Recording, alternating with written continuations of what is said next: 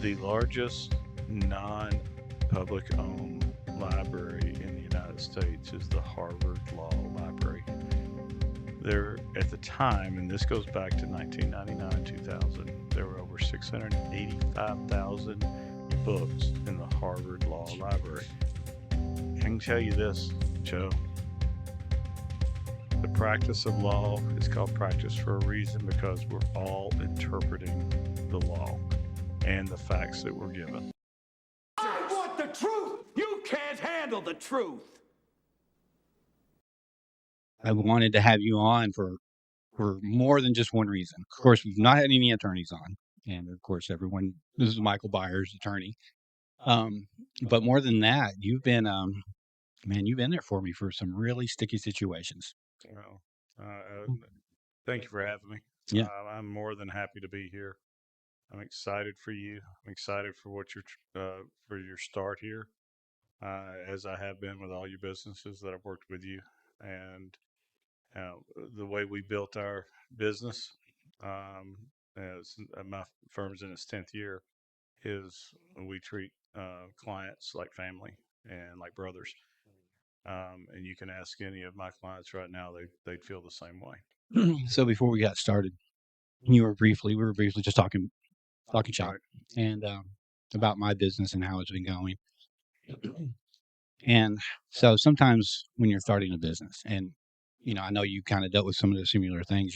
You start a business up, you can do it right, or you can do it the only way you can, Right. And when I started up my shop over there, of course, I was oblivious to what was needed. And I think we had like, $20,000 to start that shop up. We needed $520,000, and we just built it as we went. And sometimes that kind of gets away from you. You can, so at the beginning, I needed clients, and I needed to show people. Well, I did that, but then I took it too far, and I tell people a lot on this. I've said this a lot.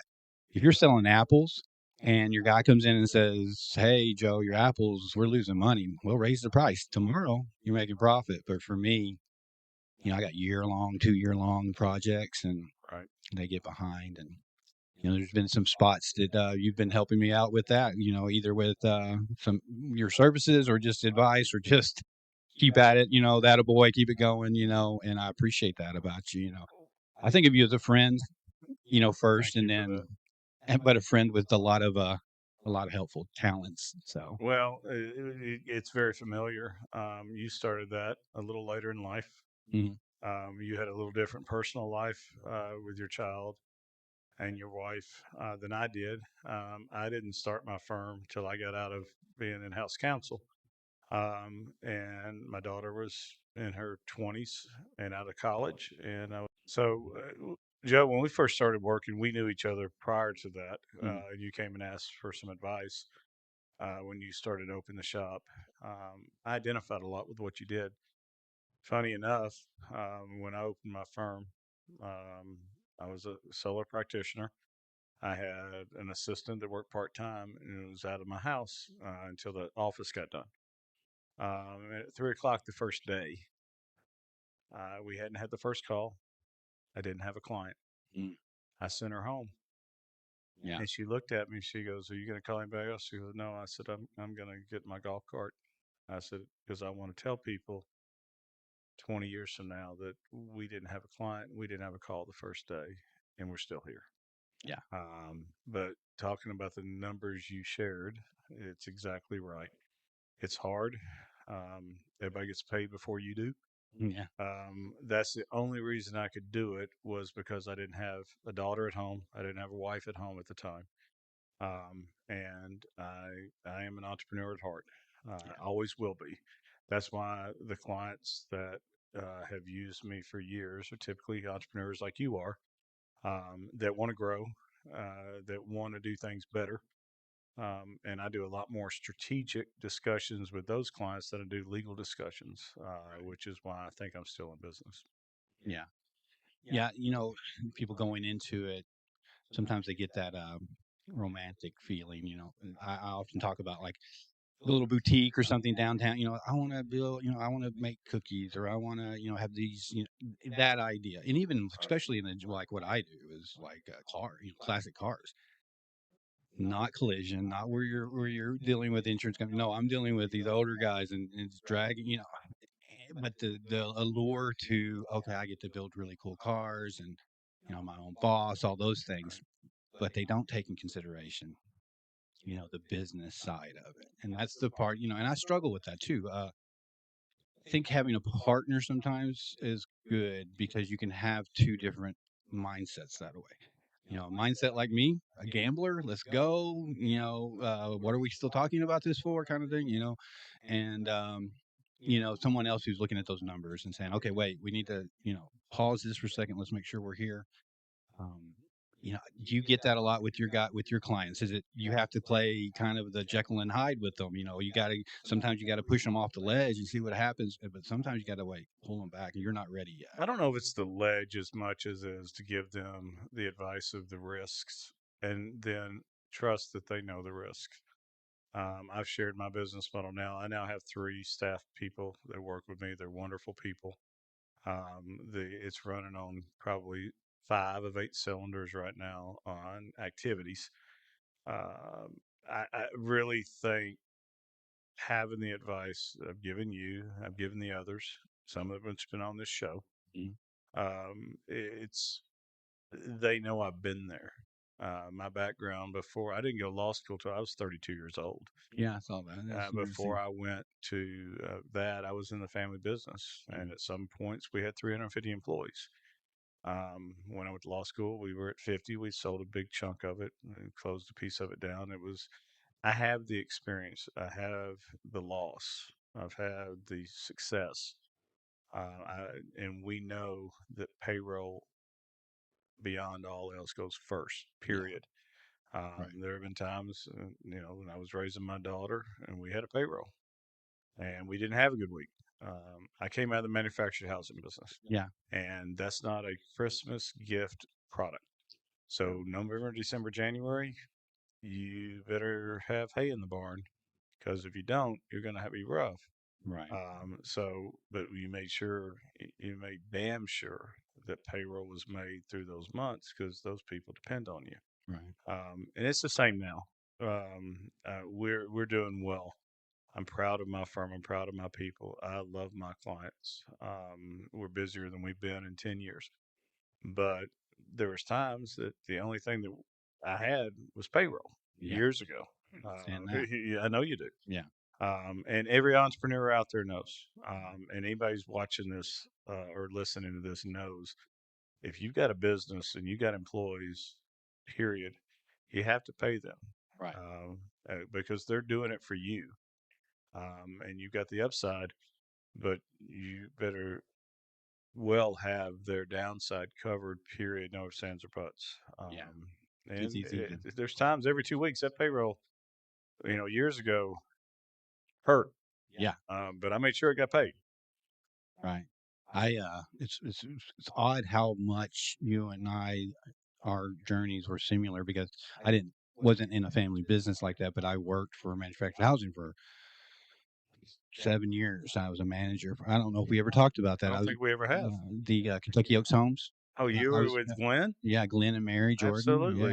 Yeah, So my mom and dad owned Countryside Mobile sure. Homes. Yeah, Yeah. So yeah, and Glenn and Mary and Kelly, Darren, all those, they were not friendly competitors, but they're ones we could visit with sure. and talk about. We didn't collude, obviously. We wanted every deal, Right. but I'd go into Fat Mo's years later after they sold that, Hmm. um, and I'd go up to Glenn and we'd hug Yeah, before he passed.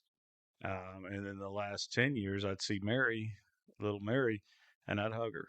yeah, And Kelly, and what she tried to do with Fat Mo's, talk about entrepreneur. yeah.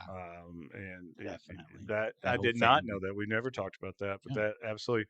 My mom and dad, to give a background, I was born in the '60s in Memphis. My dad had a insurance repair contracting firm when I was a kid. Well, in 1980, he wanted to move back home to Marshall County. That's what we did. We moved back home. I was 12 years old when we moved back home. Wow. 12, 13, and moved to North Marshall County, little town called Powell. Yeah. And that's where my mom and dad still live there. And my dad's still my guy.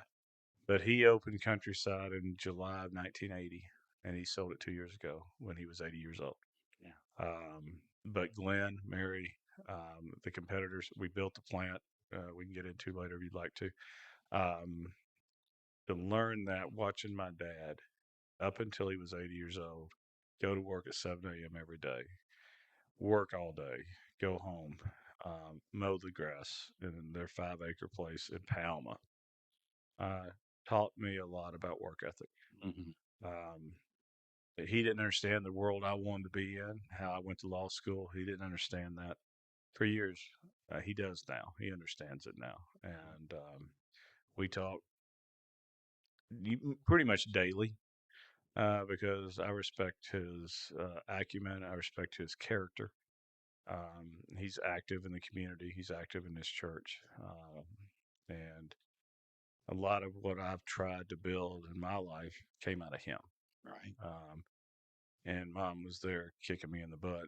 Mm. Get, get, do what you got to do, and which was wonderful. Yeah. And luckily they're still together. They've been married since 1962. That's amazing. Yeah. And got 3 children, had a successful business, raised 3 kids. Over the years, probably 2,000 employees on and off, and every one of them got a paycheck. Yeah. To the point of, could dad have been wealthier doing other things? Probably could have been. Yeah. Could have been more successful. There's no chance in hell my dad would have been more successful than he is in every aspect of success. And I'm honored to be a part of it. Yeah. It's interesting and I talk about this sometimes too. I sometimes to my detriment have an idea of what success is. I've done a lot of different things. I've had restaurants and different things. And so if I Yes, was, you yeah, have. too many, as you remind me often, you're like, focus, focus, focus. But so if I have a restaurant and you came in and I served you a steak, my idea of success is when you get done, you're like, Joe, that was the best damn steak I ever had. Oh Yep. my God. And in my mind, success, that's what I was trying to do. And I succeeded. Whether I lose $3 on that steak or not doesn't come into play. I Not right don't, then. yeah. And I don't look at the profit side as much as I should. And in the end of the day, that's where most people are looking at your success. So even now when I build a car, I go in the hole on these cars because the customer only wants to go to a certain level, but I'm trying to meet a different level Right. without the funds. So Now I will tell you you know this, just to add to that. And my profit margins, even though people that hire attorneys think the profit margin is huge when you see the hourly rate, it isn't. I'm the only one bringing in revenue. My staff doesn't bill enough to bring in revenue, net revenue.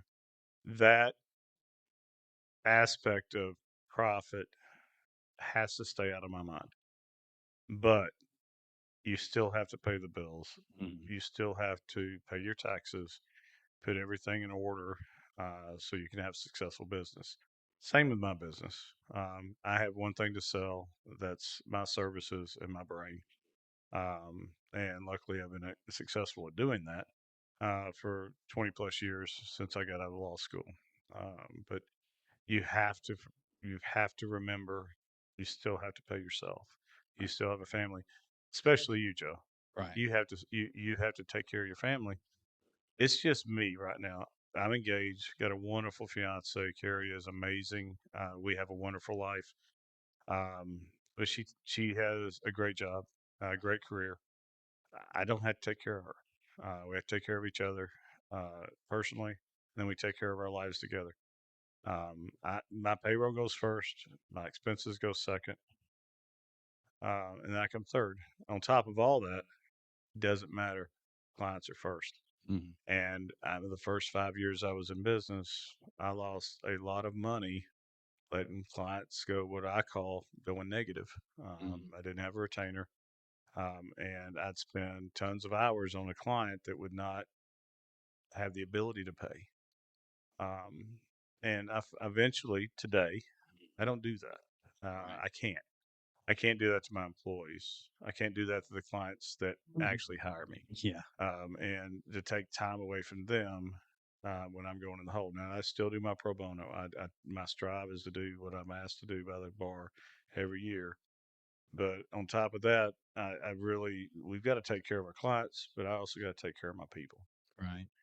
That's Yeah, I mean, that's just verbatim from things that I end up doing. I find myself going, I have clients that are well paying, good, easy to deal with. They're not a lot of clients in my realm think you're out to get them.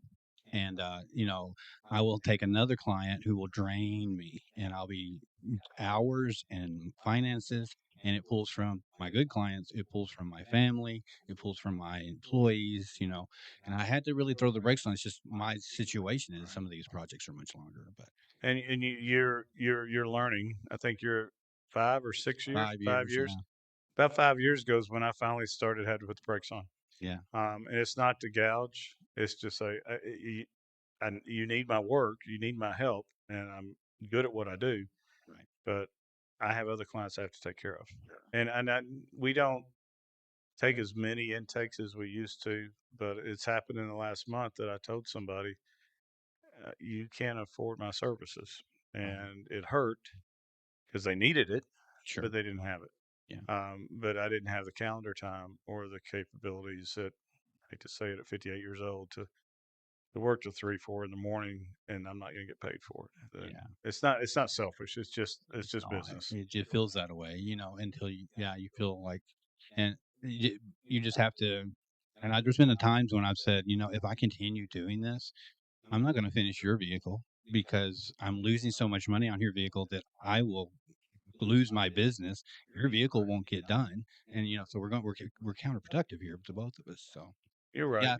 yeah, I'm glad to hear that because Joe's first time you and I've talked about that. sure. When we've talked about a ton over the Oh, last 5 years, yeah, 7 years, maybe close to 10 years. yeah. I want to get Uh, into some of that too. Because you were there in times of dire situations, I and appreciate that. yeah, I but never thought that I would have started a firm at more or less, 48 years old. yeah, I was inside counsel for some very successful families and businesses and loved it. mm, It was stable. It provided my family a great living, a great life, and I'm proud of the work I did. I earned every penny that I earned, that I was paid. But I left law school thinking I was going to have my own shop, and I yeah, waited 20 plus years to do it. Um, And now looking back, I'm glad I did it. I'm doing what I'm supposed to be doing. right, This is my skill set. Taking the calls. I've got my cell phone in my pocket today, and it doesn't turn off.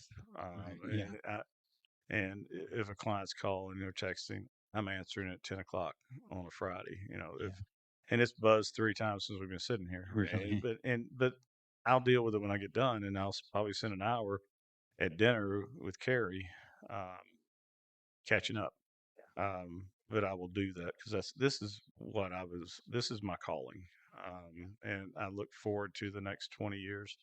It changes the dynamics of what I'm doing now. And I'd like to talk about that at the end. Is what I want to do, hmm, the last 15, 18 years of my career, until God says I'm done, is, I've got some goals, yeah, and my staff is with me 100%, and we're enjoying working together. We laugh, we work hard, we get mad, we argue about clients, we argue about cases, which is exactly what a business is supposed to do, and I don't hold it against them. So yeah. That's I don't. There's things that I want to bring. I want to talk about, and you brought up one of those about arguing about clients. 'Cause I do. So I have a friend that I bring on. She's been on twice. Her name's slips on mine. Brianna, and she's a therapist. She comes down from Bowling Green. She's awesome. She's actually my wife's friend, but I kind of snagged her. She comes down and she'll visit and then she comes in and does a podcast. So she was number 3, and then we did it again because those first 5 were great guests, but everything else was wrong. Great guests. I had only great guesses, but she came in again recently, and we did another one, and it was more of a toned down version. And I said, what this is? This isn't a podcast. This is me getting free, free therapy, And we got in some deep Oh, I'm stuff, billing you man. right now, by the way. If you didn't Yeah. know that, you're going Okay. to get a bill for this. Oh, okay. No, I wouldn't. I would. So yeah, I was thinking this is an opportunity for me to pick your brain, but this is also an opportunity for other people to kind of see. So I want to throw this in there real quick before we jump because I'd like to rewind way back Please. because Memphis was one. Every time I've had a friend on here, and I think I really know, I get information I didn't even realize, about you growing up in Memphis. All So right. that's interesting, and how that kind of molded who you are. Well, that changed. I don't know. Something really quick I wanted to add in there. Oh, the way people. So when I come and talk to you, and I imagine this is a lot of people. So I'm kind of speaking for a lot of people. When I come to talk to you, I'm in an emotional state usually. Somebody's come after me. They want, and not always, because there's sometimes I was like, hey, I need an LLC. Can you? And you're like, something like that. That's completely different. But when it's really a situation like that, I come to you emotional and I'm like, I'm explaining it to you, but you come to more of a that doesn't matter. This is all that matters, Joe. So I'll be like, well, he said this, and then I said this, and and you're like, the judges don't care. They don't. This is There's a very matter of fact about what you do, right? It is. It doesn't that the judges don't care. It matters that the judges have to see through the prism of law what matters. And I try, with my experience, to take that, listen, and then give them advice. You're correct. Basic corporate, building an LLC, getting everything ready for you to start a business. I listen because I want to hear their goals. And then I give them a path. And then I build the tools for them to take the path. And then I advise them, keep us in touch, not to bill you, but you're going to want me again. Don't, just because I built it. And there are two successful small businesses in town that I've not worked with since we built it because they don't need me. There are others that need me constantly and they've become long term clients. But uh, going back to Memphis, I mean, I was born on December 7th, 1966, the 25th anniversary of Pearl Harbor in Memphis. Wow. My dad had left Hardin, Kentucky with my mom and my sister to have a new life. They lived in government housing. That's where I was born. Um, Dad worked his way up to owning a successful insurance repair business in 1980. But in the late 70s, I was in 10, 11, 12 years old. Um, my dad started reconnecting with his high school best friend and had a chance to move back home and get out of Memphis. We lived in Memphis in the late 60s. If you remember, that's when Martin Luther King got killed. The race war started. Um, you know as well as I do. You've been sitting with me. I'm not racist in any form. I think Right. Memphis changed. It molded me to that. But that was a time to uh, come back to Western Kentucky and get some roots. Sure. So I moved. We moved here in January, first week of January 1980. Changed schools. I graduated in Washington County in 1985. Dad started business in 1980. I worked. I did everything. The most experience I have, and it's more than my prior work for the families that I worked for as general counsel, law firm, everything. My experience from the day we opened that business, mowing the grass, running the gravel, setting up the houses, helping the people, working with employees, working in 110-degree heat like we're having today, Yeah. outside. As a kid, my dad made sure I knew how to do everything. By the time I was 15, he was letting me part time sell houses. And this is in the early 80s. So I was still doing everything else, but he would let me take what we call third ups. If Hmm. the other salespeople were busy, I'd take third ups, and he'd pay me commission, same commission he paid anybody else. And I did that all through high school playing football. Hmm. That experience led me to knowing that I wanted to be in business, wanted to be an entrepreneur, and it helps me today. For example, you come in, somebody like you comes in, they've got a business, they're struggling, they have an issue, maybe not an issue, but they want to be better. I bring back those memories from my father of how he did it, Hmm. and how he trained me to do it. And I never turned that off. I did well in law school. I got lucky um, doing well in law school to get some really good experience going for a beautiful law firm that I didn't fit. I was too old. Went to law firm when I was 35 as a first year. It didn't work. Yeah. but then going to work for the Ingram family at Ingram Industries, which um, was a blessing beyond blessings because they might be billionaires, but these are some of the best people I've ever met in my life. Mhm. But my mom was not well, and I had the opportunity to move home to work for Crounce, another wonderful company, maybe one of the best 80-year companies Paducah's ever seen. Made a lot of owners wealthy, but they take care of a lot of their employees. Mhm. And taking my experience and providing that to a company that has the same feel um, up until I left in 2015.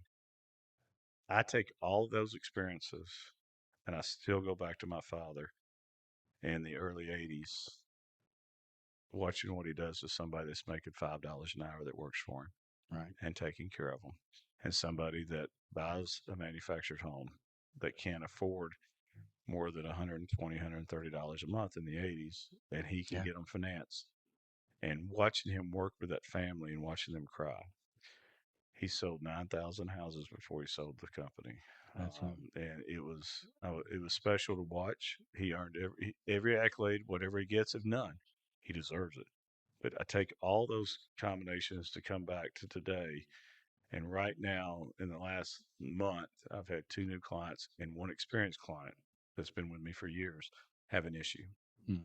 And I take all that experience and then the legal education that I got and add it all together. I guess you could call it like a gumbo, Yeah. and serve it. And I think that the way that we built our business, and we get that later, to provide all that is something that there are not many law firms or attorneys or business people can provide somebody that comes in. Yeah. I will say just my experience with you. I could see that where you were talking about how your dad wanted you to know every aspect, whether you were going to stay in this particular part of the business or not. He wanted you to understand so that when you were in a position of possibly leadership or management or something like that, you understood what the person over here that had to do that was going through, what their challenges were, so you could not just command, but you could lead them and help them understand how to do a better way. And I noticed that when you come into like with what you do now, when you come talk to me in different situations, but let's just say for my shop, you're like, okay, explain to me how you do what you do here. Give me the short story. How do you bill? What do you do? And you gave it to me. You asked those questions. So before you were just going to vomit out some kind of advice, of advice that is standard, you understood where I was, and you understood the nature of my business, and you also understood that I got these hangups that I created, and why I'm not doing business as I should, and then you started putting pressure on to move me in the right direction. So, I wouldn't call it pressure well, because it's your guidance. business. It's guidance, but It's but guidance, and yeah. I take a step back. Every client I give, especially corporate clients, and we'll keep it there. Mhm. Litigation clients are different because they depend on me to get through the rules and get a case Mhm. done. Right. But when it comes to corporate, and you're asking me to do more general counsel role, HR, billing, AP, I have to know Right. because I can't tell you um, how to do your business, but I can give you advice once I figure out how you are doing it. If I think that you're missing something, so that yes, exactly, it came out of that. It came out of my 40 plus years of dealing with business, dealing with payroll, dealing with customers, employees, vendors. You know that as well as I do. Yes. Getting through those hurdles to succeed. When I was in my 20s, we built a manufactured plant in Benton, I Mid remember that. America Homes. Mhm. I was young enough and naive enough to think, hey, there's my retirement. I'll be retired by 40. We're going to build a couple of those plants. We're going to sell it off. I'm going to Yeah. take my chunk of it. I'm going to go play golf, which I love. Uh, that would have been the worst thing that could have happened to me. Yeah. I would not have been the person I am today. Neither would my father. We might be wealthier, but neither we wouldn't have been as good as we are today as people. Yeah. Yeah. Definitely. Those unanswered prayers you get sometimes. Yeah, I've had a lot of what I call lottery tickets. I'm like, okay, here's the one. Here's the big one. and then it just seems like there's something that just keeps, just a little something that makes it start to fall apart, and you can always see it unravel. And you're like, well, here it goes. And I think maybe that's partly a negative attitude that you'll get, that I have Right. going into the situation. It's like always waiting for something to, catch you off guard. But Yeah. okay, so again, I want to go back. I can't help but be interested in this small amount of your life that you were in Memphis, Okay. and because now when I look at Memphis, it's like my wife Shelby, which you are very familiar with. You guys worked through some things that I had going on, and she talks very highly of you always, and anytime Tell her something. thank you, by the way, on that one. Well, and anytime, and I say that because anytime something kind of goes awry or some of my weird ideas come, she says, "You better call Michael." You know, Well, make sure, good. yeah, Tell her thank you. make I'll give her a sure, commission. yeah. We may not put this in, but this was last night. We watched the same stuff, Seinfeld, and if I don't refer to Seinfeld 3 times a day, then I'm in a bad mood. But now we're on this kick of watching Reba, that. So, and it's weird how you start watching stuff like that, but We're they had. watching Scandal right now, so I Okay. get it. Yeah. Go ahead. So there was some issues with Reba and her ex-husband, and they had some tax stuff they had, and it was going to be a lot of money, or going to jail and this and that. And then um, your name came up once or twice there. She's like, before you do anything like that, you all, make sure you're not crossing some lines there. Well, let me ask you this, and Mhm. let's. I don't know how we edit, and Oh, you can, because I'm a Seinfeld fan. I've watched every yeah, episode, we're on probably, I've and watched it six, seven. if you want it, I'm out. I'm sorry. The contest. Oh, Kramer. yes, I know. I know the test. Yeah. Use it if you Yeah, want to. that didn't last long, did it? Use Yeah. it if you want to. That's Yeah. funny. Yes. Um, I Memphis was it's molding to me. I'm a Memphis Tiger for life. I went back to law school in Memphis. Yeah. Later in life, at 32, I left when I was 13. I love Memphis. Memphis hurts my heart a lot. Yeah. Um, it's getting better, to be honest with you. And I'm looking forward to hopefully getting better before I leave this earth because, in the 60s, I was too young to know. I heard stories from my father. My father was doing estimates at jobs after Martin Luther King was assassinated. And they had to go out in four-person crews to have burned out houses to do estimates for insurance companies with guns. Mhm. And he turned that into a successful business, but he wanted to move home. Yeah. So in '79, they negotiated it, and he got out. Um, and he moved back to Kentucky, and we moved to the house that they're still in today. So I was talking about Shelby a little bit because they do this penny shopping thing and they're really into it. So it's much better than casino. They go out to these dollar stores and they spend pennies. They find these little deals. So I'm all about it. All they spend Yay. is a dollar, a couple bucks and then gas. So much better than going to casino. So she does that a lot. But she told me the other day she went to Cairo, and I said, "Did you go to Cairo by yourself?" She's like, "Yeah." I said, "Let's not do that no more. You don't go to Cairo by yourself." And that's kind of the sense you get about Memphis. That, and I'm not saying I'm not speaking for Memphis I at get it. all. It's outside looking in. I get what you're saying. Yeah, My daughter's mom, Marianne, we were married for 25 years. She was from Cape Girardeau, and we lived here. yeah, And we'd have to drive to Cape Girardeau to see family for a lot of years. We had to go through Cairo. Cairo is, at this point, I say it's a lost cause. it is. And I hate that I do too. because it had the chance to be Chicago. I'm fascinated with Cairo though. This history The there. history, I've Yeah, and watched there was some a of those. movie that was made, Yes, American I Gods. watched it. Yeah, And it's disappointing that during the 1800s, Chicago took what Carroll could have been, and it could have been, mhm, and the missed opportunity. And I don't know if it can be fixed. I really don't think it will be. Illinois, outside of Chicago, and we all know this. I'm going to get political for a minute. Illinois doesn't really much care about Southern Illinois, which puts Cairo at the very tip yeah, as a whatever a lost cause. lost cause. Memphis is different. Mhm, Memphis was built in the 1700s, 1800s as a important port. It was unfloodable. It's on a bluff. Nicknames Bluff City. The Memphis business community is great. mhm, Um, I think that the race wars are calming down. I still think they're there.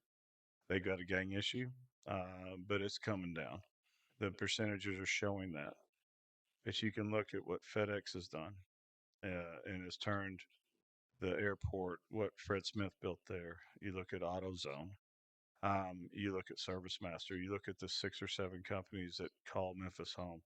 I'm proud to be a Memphian. I'm a Tiger for life, Yeah. and that will never leave my soul, because and most people don't understand it.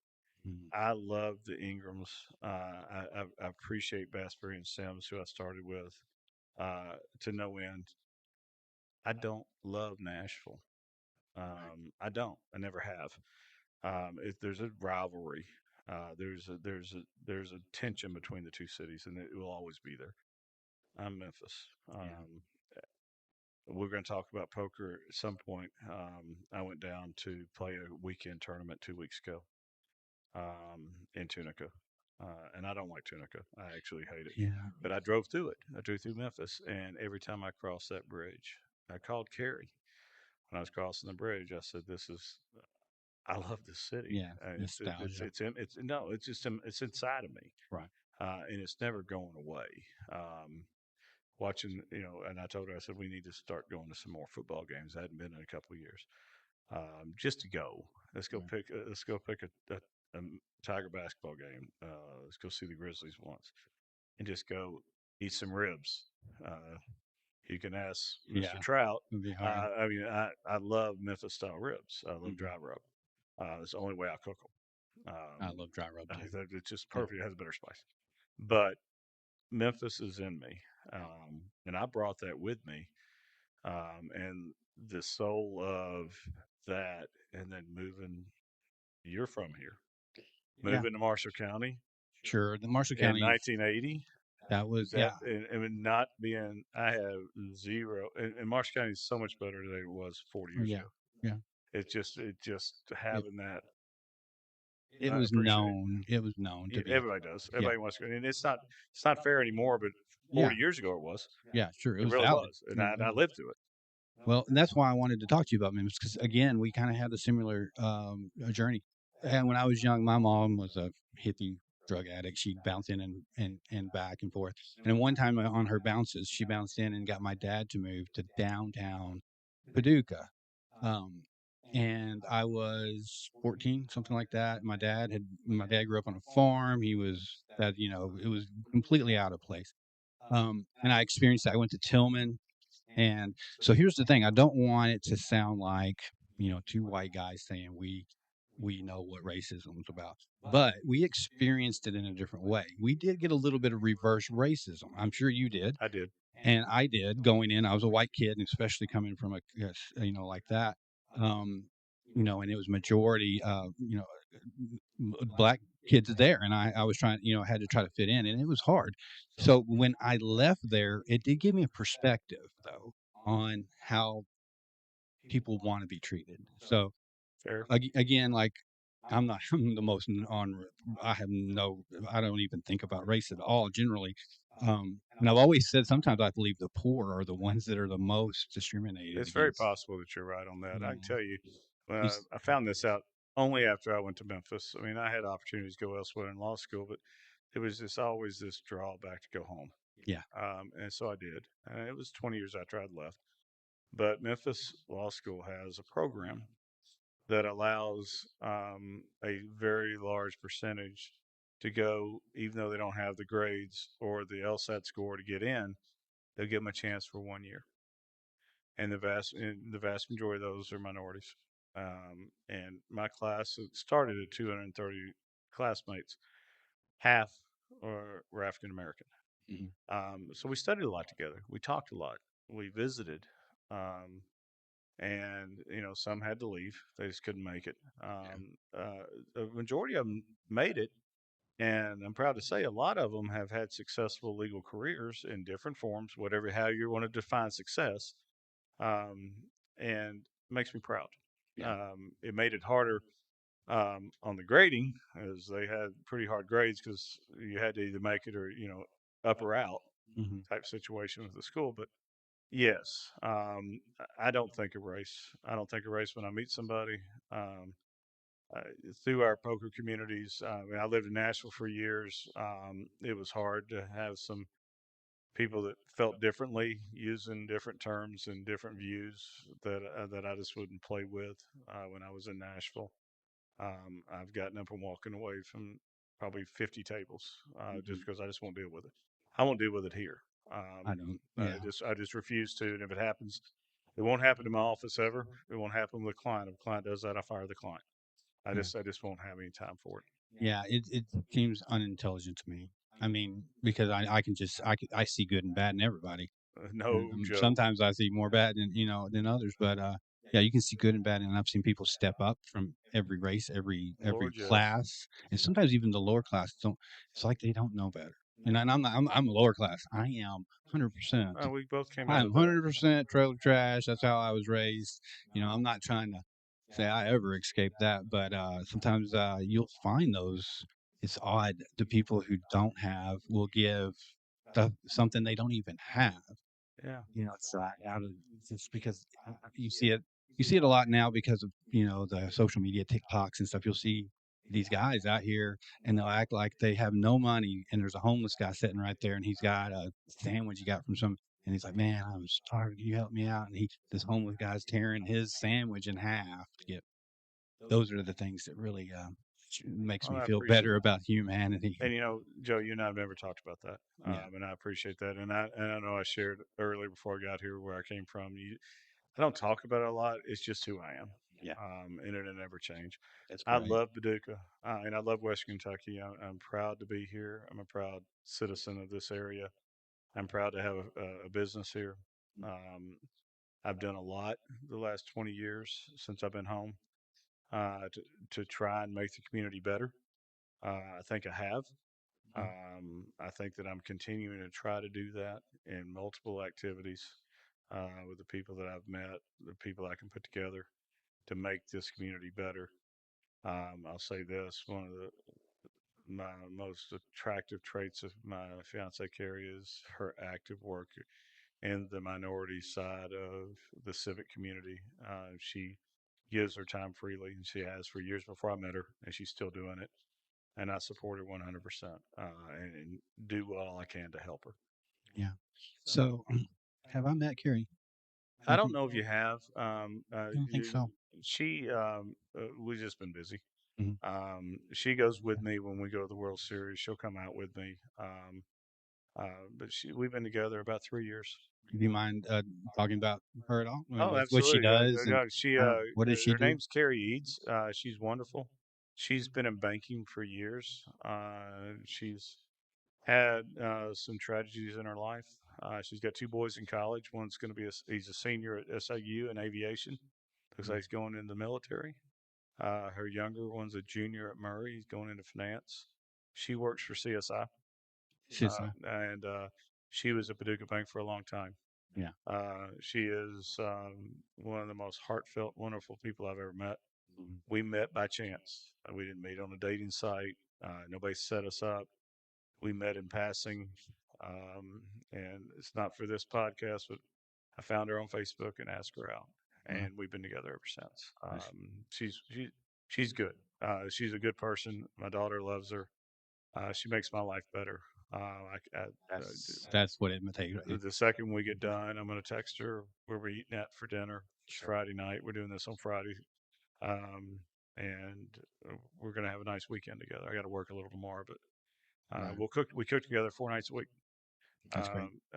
She's just a wonderful person. But her boy's dad has passed, and after that, she divorced him. She married another gentleman, and he passed. So she's had two deaths. Oof. She's been a widow twice, It's more or hard. less. Probably makes it hard going into a new relationship. If It so. was Mm. it wasn't either easy for her. Mhm. I earned my way. And the funny thing is, we both were in the civic community when I was, prior life, 12, 15 years ago. And I think she served on a couple committees I chaired. And we didn't know each other. Yeah, that's crazy. But when we met, it was instant. And she makes life easy for me. So, do you guys in your private life? Do you guys bounce? Are you guys sounding boards for each other, or is it Yes. okay? Because a lot of times, my wife, we tried working together in different situations, and it's a no go. Well, it's We're yeah. too, yeah, and but now again, she is a good sounding board now. When I go home, I can unload a little bit on her the issues that I'm having.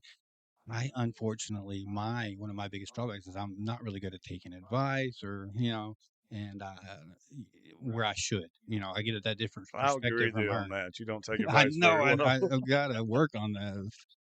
That's But kind I of can tell you, I mean, I've got attorney-client privilege, so I can't share cases at no, home. I wouldn't. And well, Yeah, oh, okay, I see what you're but saying. talking Yeah, about stress of life, you know, I love corporate.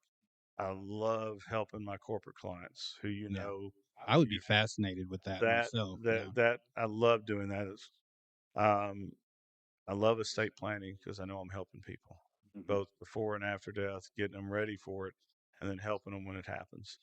Um, I take family law cases um, when they're referred to me. I don't go looking for them because they're hard. They're hard yeah, on me. They're hard on my staff. They're hard on the clients. Hard on the court. I have total respect for the family law judge here and every other county that I practice in because emotions, family, money, yeah, kids, you put all that into the mixer. But I still have a heart and I know how to do it. yeah, And I do take them, but I do go home and I didn't think I was going to take any more, and I just took my 17th for the year yeah, this morning because I look at them and I can't say no because I know yeah, I'm good at it. Um, well, I think I'm good at it. So, yes, do I talk about just in general with Carrie and talk about the stress? Yes. Does she talk about the stress? CSI banking services company does back office work for some community sized banks. And when she doesn't talk about specific banks. I don't sure. know what banks they're all over the nation. But when she's having stress, yes. Do we share that over dinner when we're cooking? hmm When she's doing one part of the dinner, I'm doing the other. Absolutely, it happens every night. And even last night, I had a bad day yesterday. I had a full day, and I said I'm not cooking. I don't feel like it. So we went out to eat and we talked for an hour over dinner hmm about just stress, not details. I mean, I can't share that, and I leave Sure. that at the office. Um, but yes, we did and she is a valuable sounding board with regard to that, and I do the same for her. I Mhm. listen. Right. I can't give her any advice. I don't know what they do at CSI. I know I respect the ever loving crap out of that company and what they've done for Paducah and what they do for banks. And I can't understand her. For example, 2 years ago, we traveled to West Palm to be at one of Chris's poker tournament series, and she can work remotely. She does work remotely, and she set it up in the Airbnb kitchen that we had. And she opens her computer, and I'm going to play in a tournament. And I walk behind her, kiss her on the cheek, tell her I got to go, I got to start. And I look at that spreadsheet, and I got a finance degree and an MBA. Yeah. And I looked at it and I go, Mm. I don't get it. I just Yeah. walked out. I just Yeah. walked out. I said, Yeah. and I told her boss when I met him later that year, I don't know how you do it. Yeah. I said, and God bless, there's somebody that like you guys that can do it. So, yes, do I respect her beyond any respect that I could give anybody? Mhm. Not about anybody else in my life, but Carrie is where I need to be today. Well, I'm glad for you. As a friend, I'm glad you have that in your life. It's so Thank you. important, man. Thank you. Everything else can fall apart sometimes, and you just, when family starts falling apart, and we both experience, I'm sure, different things like that. And that kind of leads me to another thing I need to thank you for, because you helped me with my dad when my dad passed, and Right, it was a very, he had, I'm not going to say I talk very highly of my dad on this podcast on right, multiple occasions, but from my opinion, he kind of got taken advantage of his entire life by corporate businesses that used his back to build, things. But and I usually get emotional, but I'm not doing it this time. But you were right there with me, and they were simple situations, but it was amazing to me with such a small amount of money, because my dad, he was very frugal. That's why he was able to have anything in such a small amount, and how it just destroys families just Always. immediately. And I'm like, I don't care. I don't care. For one thing, it wasn't a significant amount of money. So for me, I don't have a lot of money in the bank or any of those things, but I deal with big numbers all the time, and unfortunately, it usually gets And it's distributed not out. yours. Yeah, and I'm like, okay, well, I got $4 now in my personal account. But for the most part, I deal with a lot of really big numbers, and those numbers that we were dealing with weren't enough to be concerned about. I was like, this is not something. And I talk to my children are different. I have three, and my older ones, they're very money sensitive. They're very good with money. They don't spend any money. They have no concept of it. And then like with my wife, I'm always telling her, don't let this destroy your family. This is just stupid money. It's I would walk away from it. I guess in your situation though, that's a huge part of what you have to deal with. I Isn't don't know if it's a huge part. It's what I enjoy the most. The vast majority of estate planning and probate administration cases, the vast majority, 90 plus percent, family feels the same way you do. We're That's going to great. figure it out. That is It's great to the hear because ones, it's the 10%. That's hard. yeah, And they forget about family. They care about the money has been as small as a dollar and it's been as big as a big dollar. And it's hard. It's hard to yeah, watch family do that. And over 10 years of doing this, I think when you get to the end of parent level, mhm, um, they don't think they have to deal with each other again, and they're just going to fight for every penny. yeah, That's my gut. I don't. I have no proof of that, and I see when it happens. That's what happens. Most of the families are exactly what you're saying. Look, let's get the numbers on the table. Let's make it right. Let's make and everybody just take, and people take less than they could. People mhm. take more than they should. But But it's they going get to through it. happen. It's going to happen in every situation in life. It happens in business, and you know that, Joe. Oh, very much. It's I've exactly learned a very hard lesson there. watching litigation at times. I see the same thing. Estate planning is no different. But families being ripped apart over a dollar Hmm. hurts. Yeah, My sister and I have had a talk. My mom and dad are in their 80s. It's not like there's going to be a ton because my dad has given it to every employee and every customer over 40 years. Um, but she and I have already talked. We'll get it right. We'll figure it out. We'll sit down.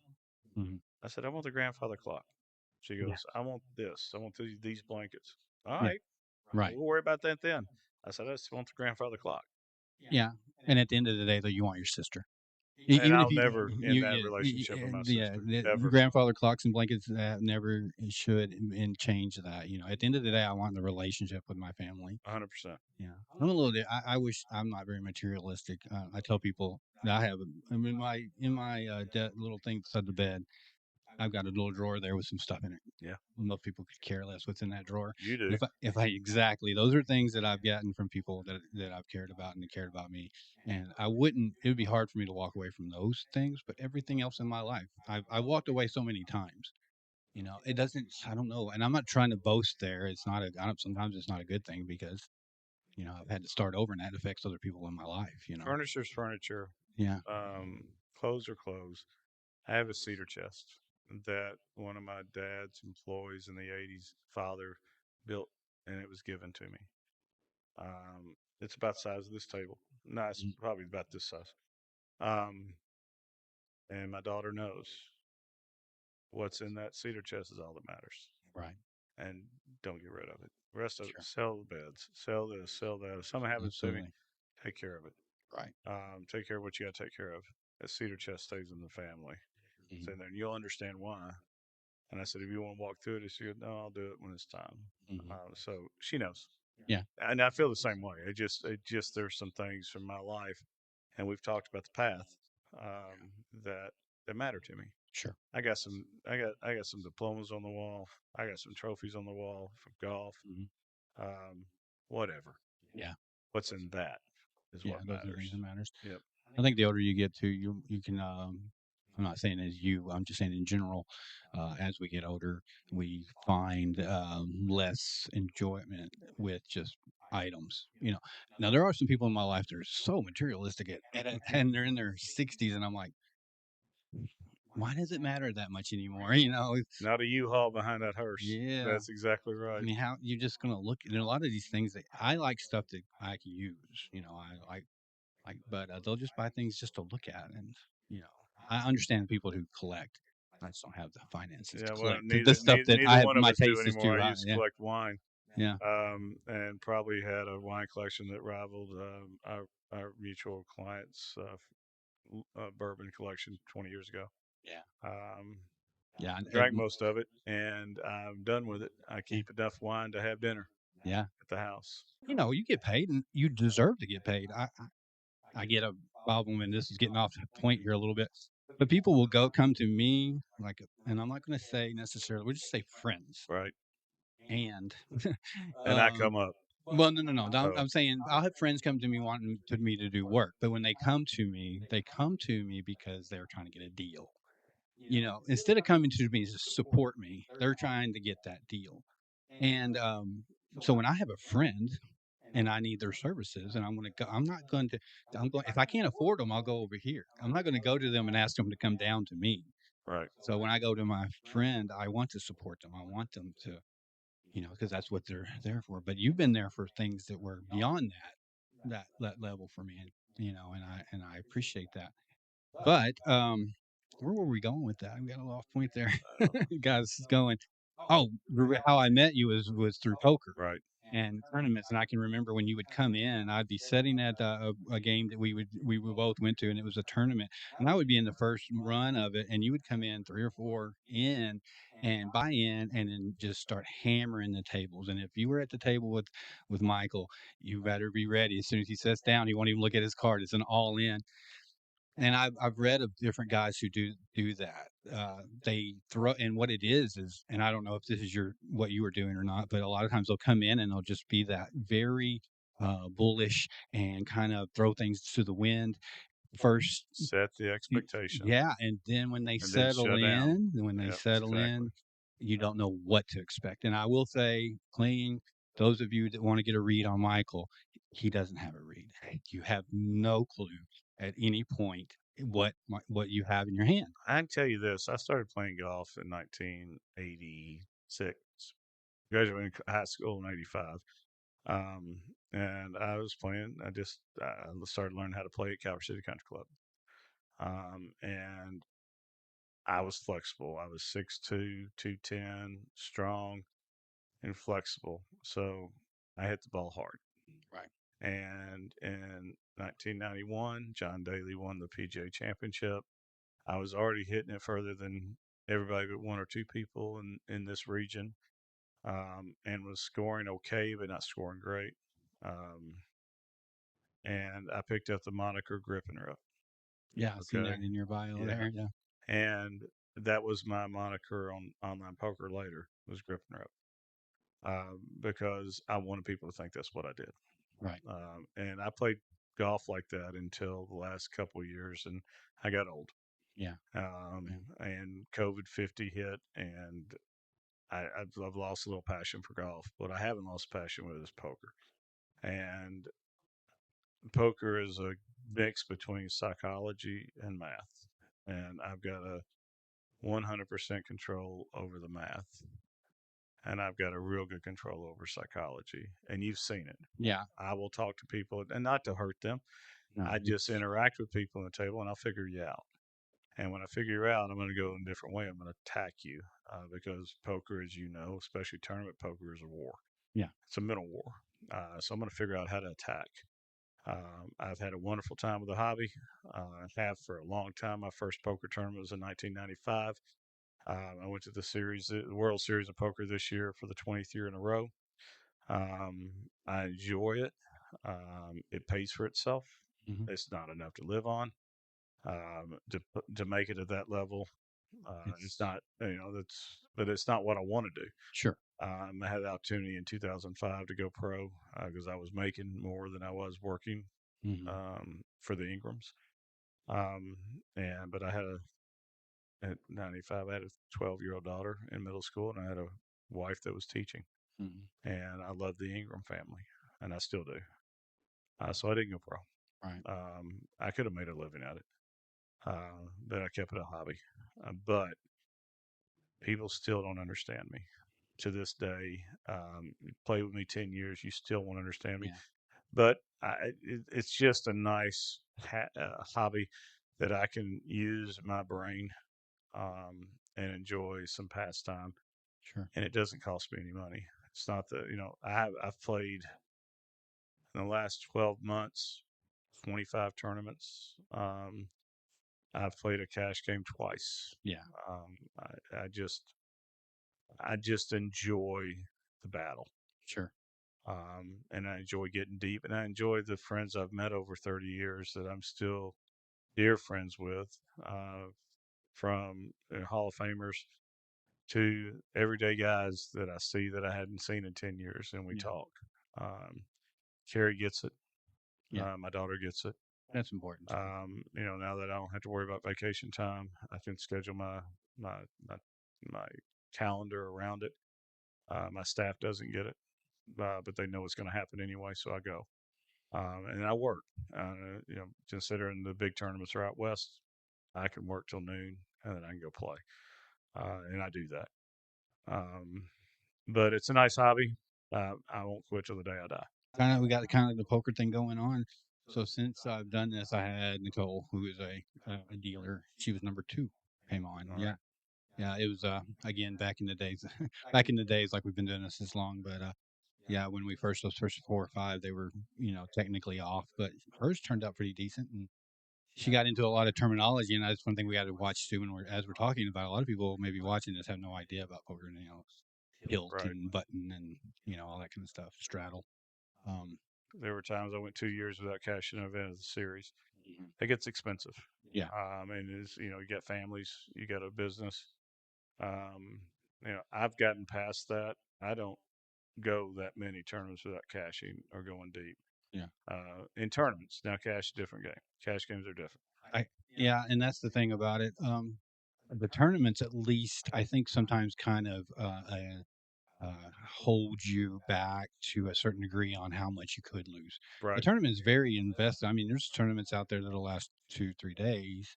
Or And 12. yeah, and you put in a certain amount of money up front, pretty much. I mean, there are you can make some rebuys there, but for the most part, you're putting that money up front, Right. and that's what's at risk. So whereas cash games, it You very revive, you easily, have to, yeah. yeah, you'll start putting more and more in. It's easy to get in deeper than you thought you were, when you leave. So the game, I don't want to talk about that. those are the yeah, Those those are are the back in the day. yeah. I've been there a few times. You But like haven't been there. I've been there a few times. yeah, I've had my bad days though. I mean, I and get in you. my mind, I'd have been as big as some of the others, but yeah, I've had some days where I'm like, oh my god. But the thing about whenever I was playing with you, you can't, there's no read on you. You don't know. I mean, I maybe someone's figured it out, but it wasn't me. So I just had to play by the book, the poker by the. You get kings, you play.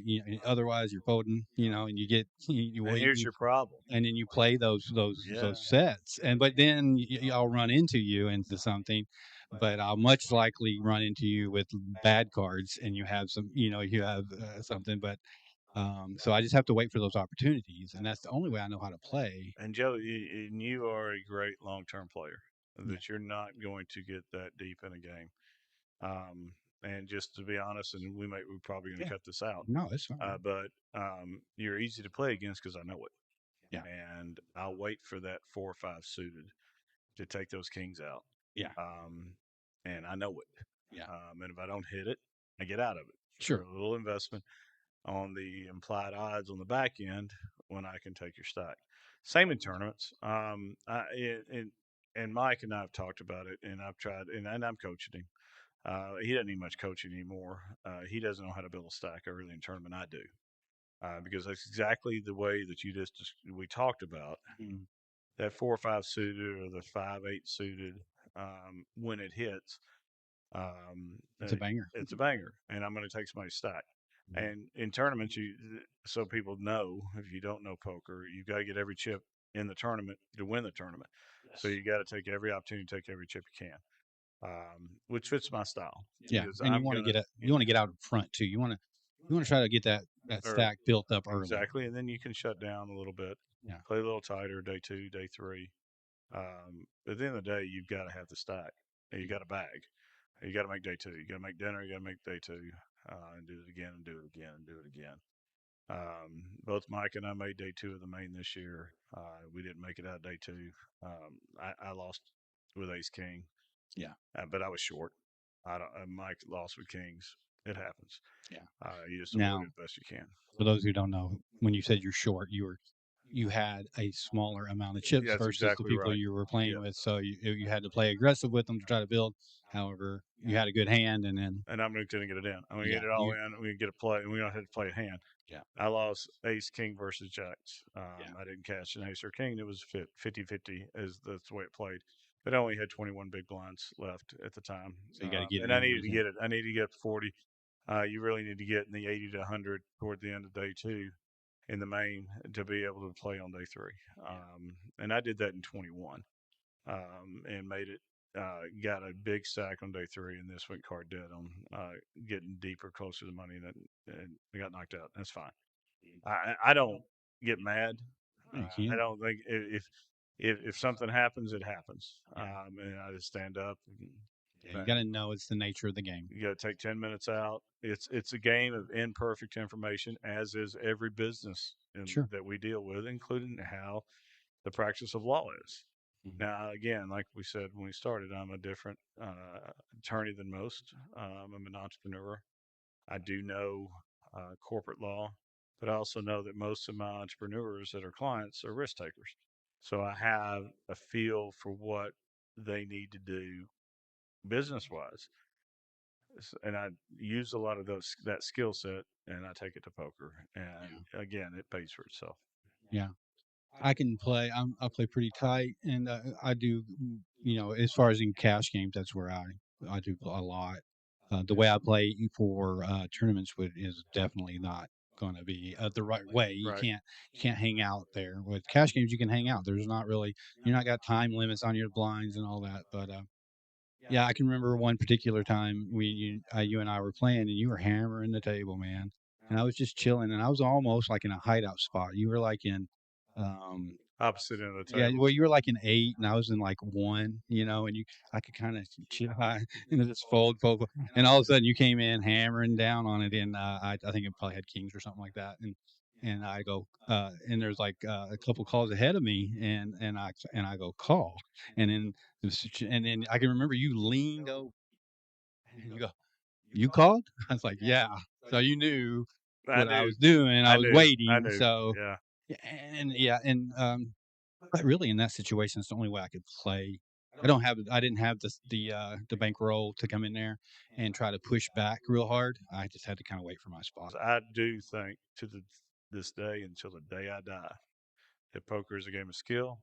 It's not gambling, Absolutely. and there's a split of opinions in this community in this world. But I will play against anybody that's never played Yeah, ever, no matter how much money they have. I will play sure. because I will find a way. I will figure it out fast, and I will win. Yeah, Long term, I will win, absolutely. which makes that a game of skill. It's not chess, which is a game of perfect information because it's sitting there on the table. Right. You But have all the information available. I have enough information that I don't know, but I do Mhm. that I'm going to beat you long term. Sure. And that's not what I do for a living. It's my hobby. It's fun. It's a It's fun it's a game. fun game. Kentucky's figured it out a lot like Texas did 15 years ago. Hmm. Unfortunately, our community has not. Yeah, it's odd, to have you and I could sit here and play poker, 100% legal. We Yep, could bet our houses. We could do anything we want as long as whoever is putting the game on doesn't pull that's exactly out that correct. pot. And so a lot of community or states are you get that little gray area where, well, we're not going to pull from spot. You just rent your seat or different things Pay like a that. membership for the Yeah. time that you come in the And, club. and that seems pretty much bulletproof, in my opinion, It gets deeper legally. than that under the new Kentucky law, and we can get in that a little bit Yeah, I without giving didn't. advice. Yeah, without any advice, but just kind of understanding. Uh, I guess there must have been some changes that I'm not aware of. Well, as the community knows, because we opened in a very popular spot about 4 years ago, I was engaged by a very prominent poker player to work with local community leaders because there were three other clubs in the state that had opened. Mhm. I was introduced to him. I met him in Nashville 20 years ago, and he engaged me to work with the local county attorney. And I went and explained that this is a game of skill, and here's why. Mhm. The county attorney at the time agreed with me and wrote a letter. And my client opened a poker club here, or a social club here that had poker in it. And he paid a membership fee per hour to use the club called a social club. Um, in that process, we also engaged some people in Frankfurt to have the law changed. If y'all remember all the gray machines, the gray slot machines that Yeah. started taking over, Mhm.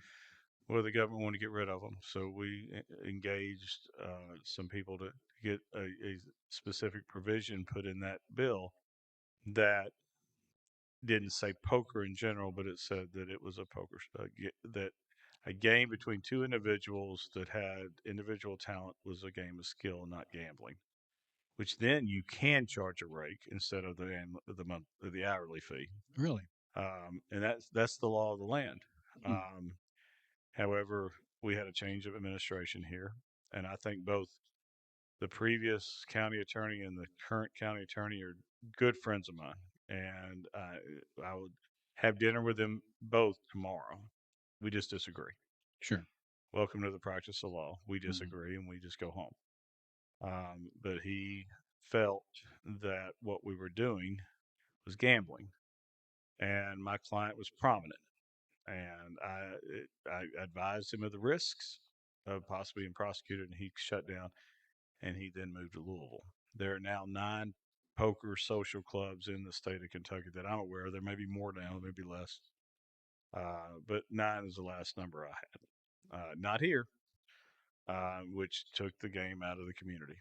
Um, Yeah. and it's really disappointing because if somebody were to come in, and Joe, you know this, come into the game and play with a group of seasoned professionals, including our local officials, Right. they'd run Oh, because absolutely. they'd be broke. Sure. Because That's there's it is without a doubt. we don't, it just happens. I mean, it is a game of skill. Well, to that effect, I mean, you and I played at in Metropolis at Harrah's. They had a poker room on and off for years, All and right, I believe, and I played all over. Maybe not to the extent you have, but the local poker group is pretty strong it around is. here, and we would be over there at Harrah's playing.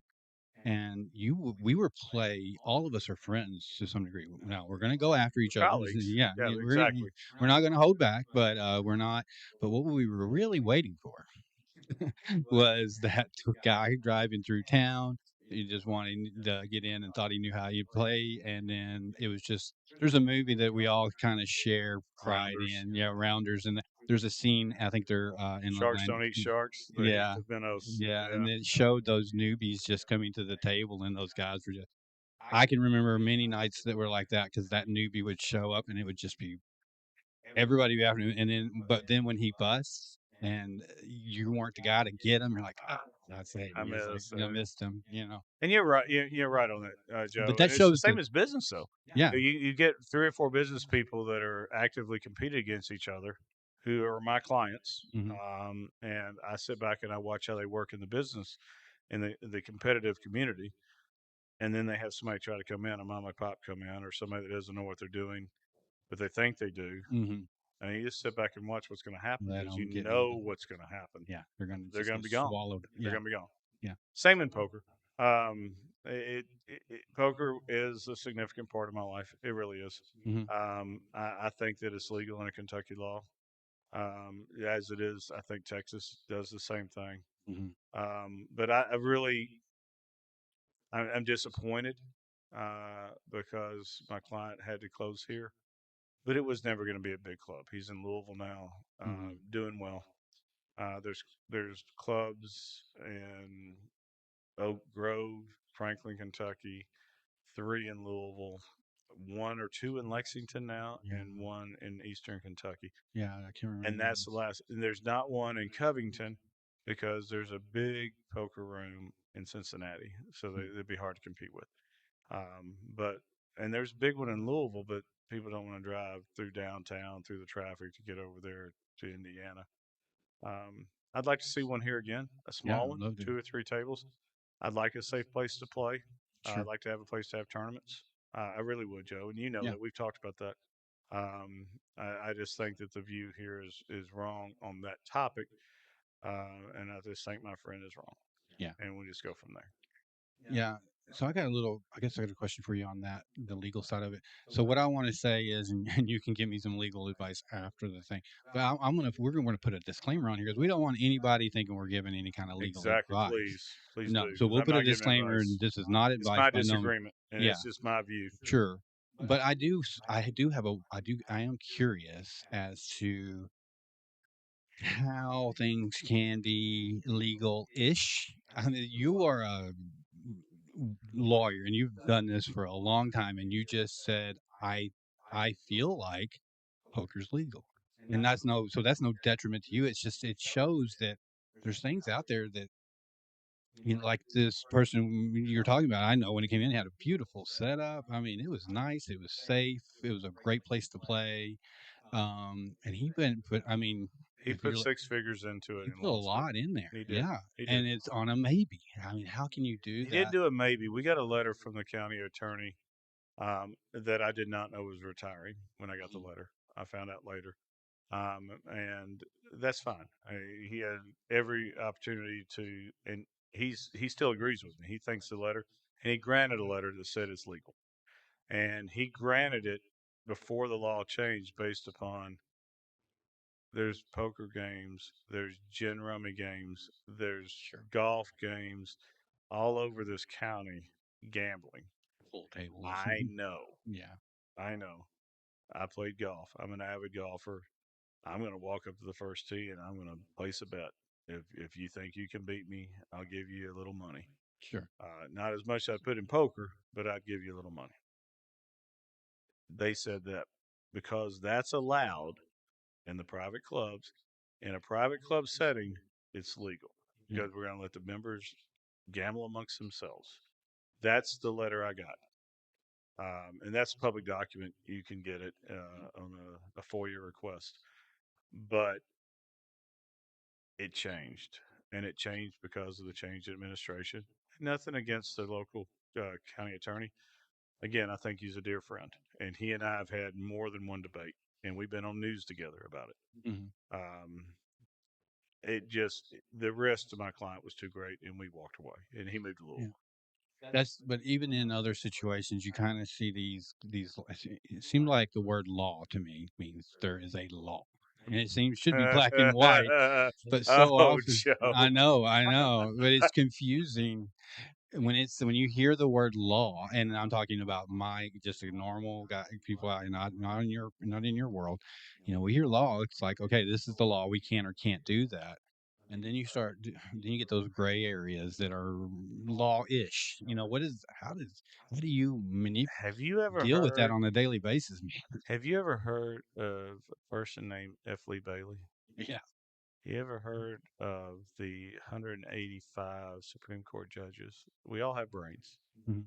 I'm not a Supreme Court judge. I'm sorry. I don't need to reference that. But law is interpreted, Mhm. and it's the interpretation that matters. That's why we have juries. That's why we have 12-person juries in criminal trials. That's why we have judges. It's interpretation. Yeah. And that's why, let me go back to when I was in law school. Okay. I taught a Sunday school class when I was in law school. Not that I'm holier than thou. in any sense. But the largest non-public owned library in the United States is the Harvard Law Library. There, at the time, and this goes back to 1999, 2000, there were over 685,000 books in the Harvard Law Library. Jeez. You know why? Because Because there were 685,000 books of 300 to 400 cases each of interpretation.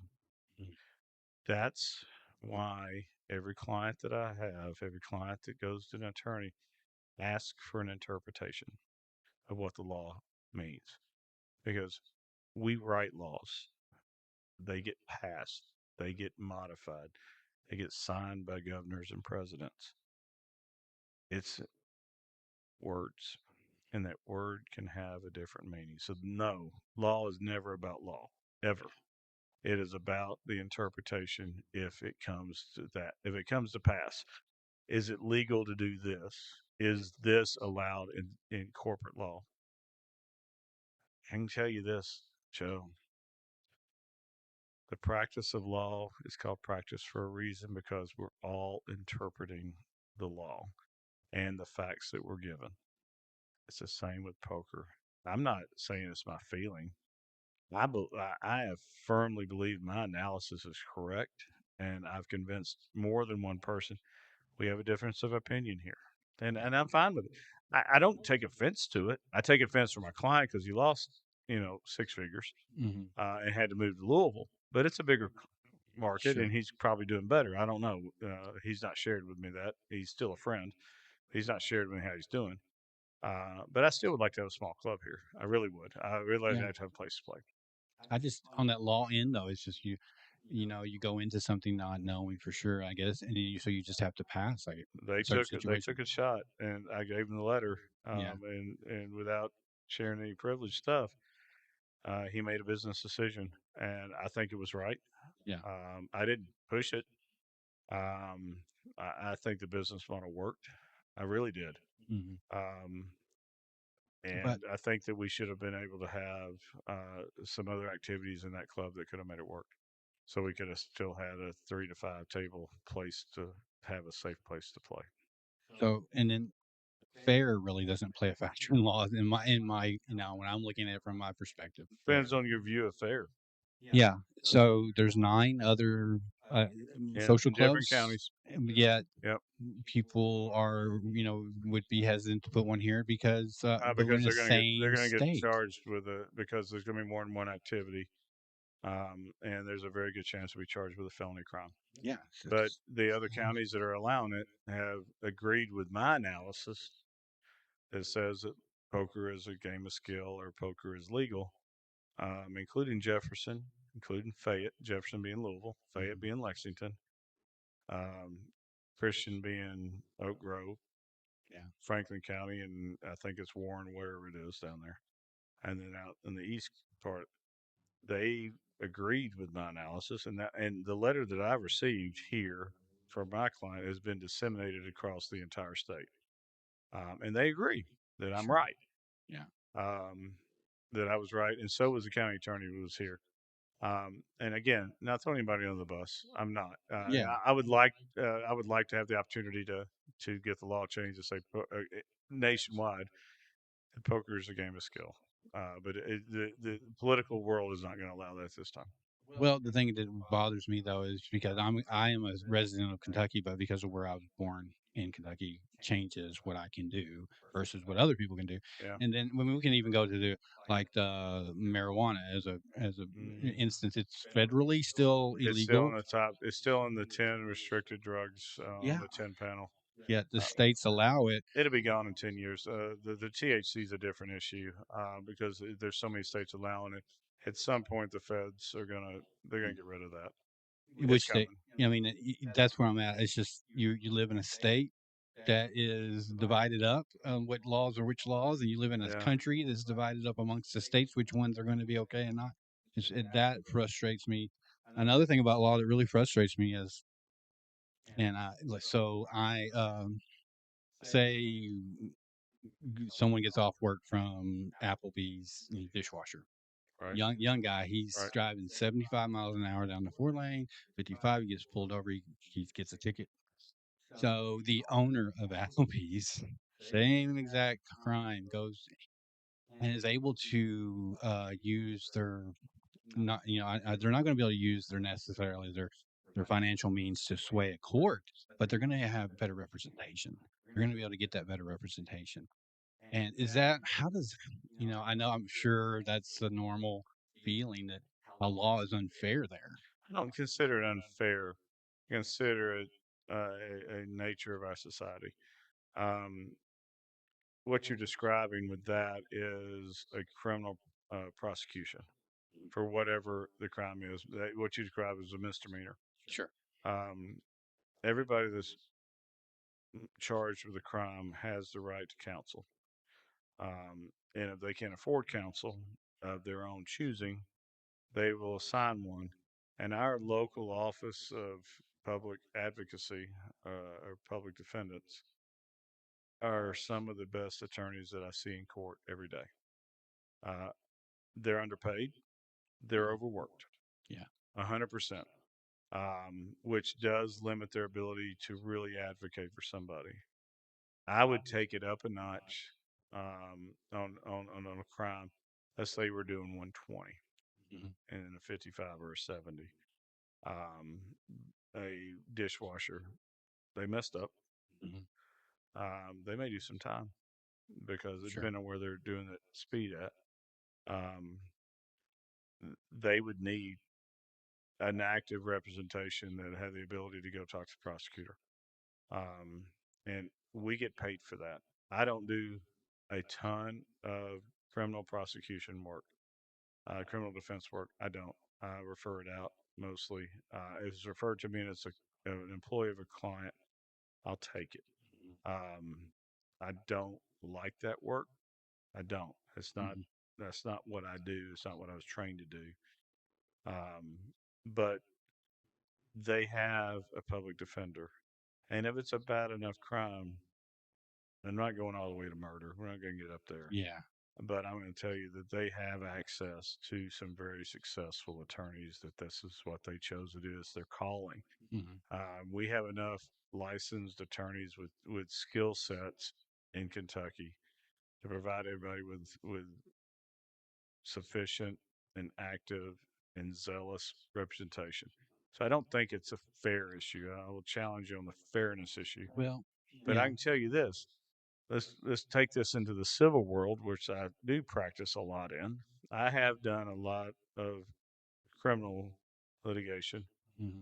Not a lot. I've done my fair share.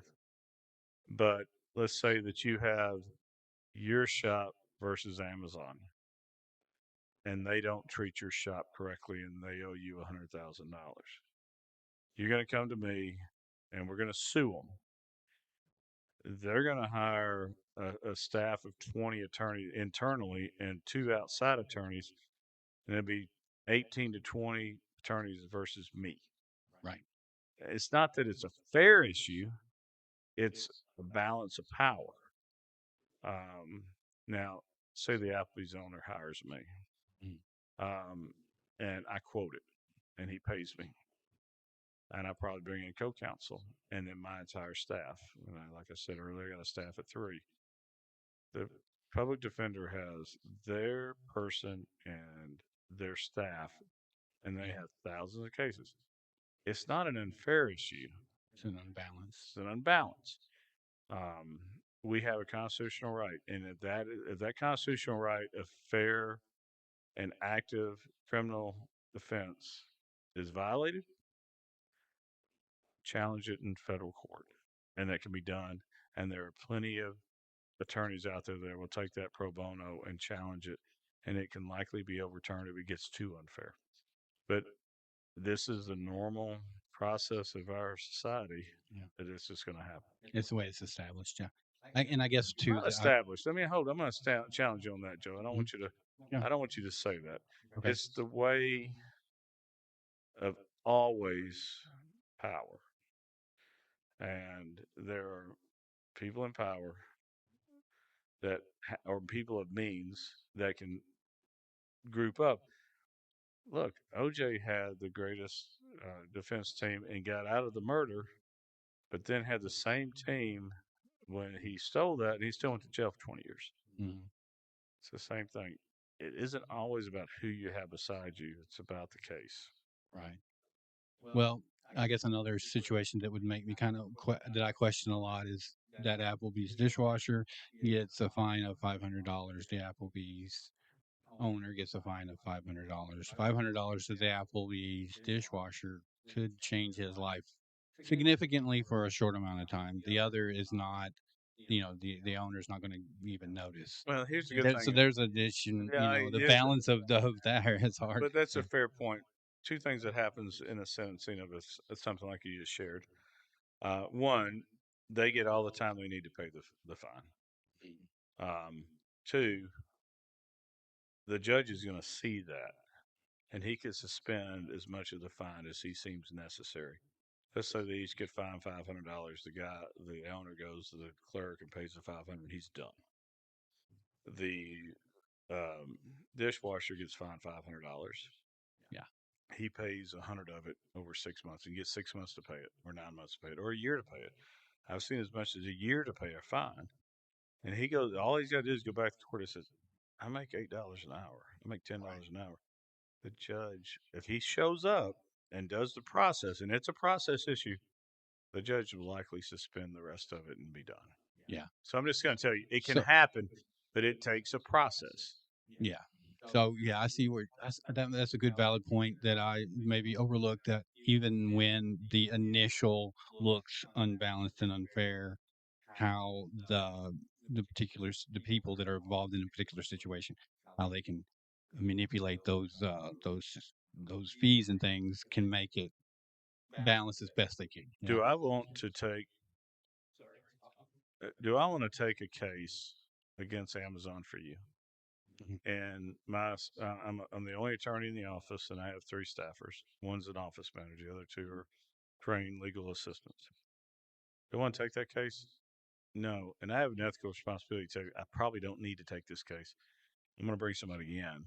I'm going to give you the price. I'm going to bring somebody as a co-counsel. I'm going to refer you out. We have a responsibility as a legal community to make sure you get the representation you need, if you can. In civil, you have no right to counsel. You can represent yourself to the day he comes home.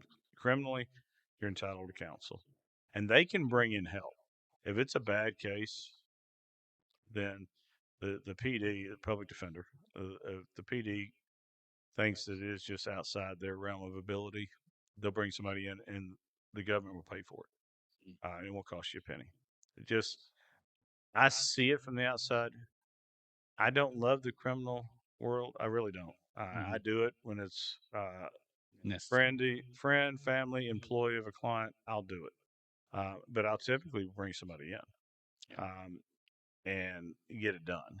Um, I was talking to somebody yesterday that I really don't ever want to have another felony case come across my desk, because I'm going to refer it out, because we're better at other things. Yeah, I get that. So when you're talking civil and criminal, that sometimes gets confused amongst people who don't really understand, and without really necessarily giving legal advice. The difference between the two generally is something that's intent, or No, it's or not intent.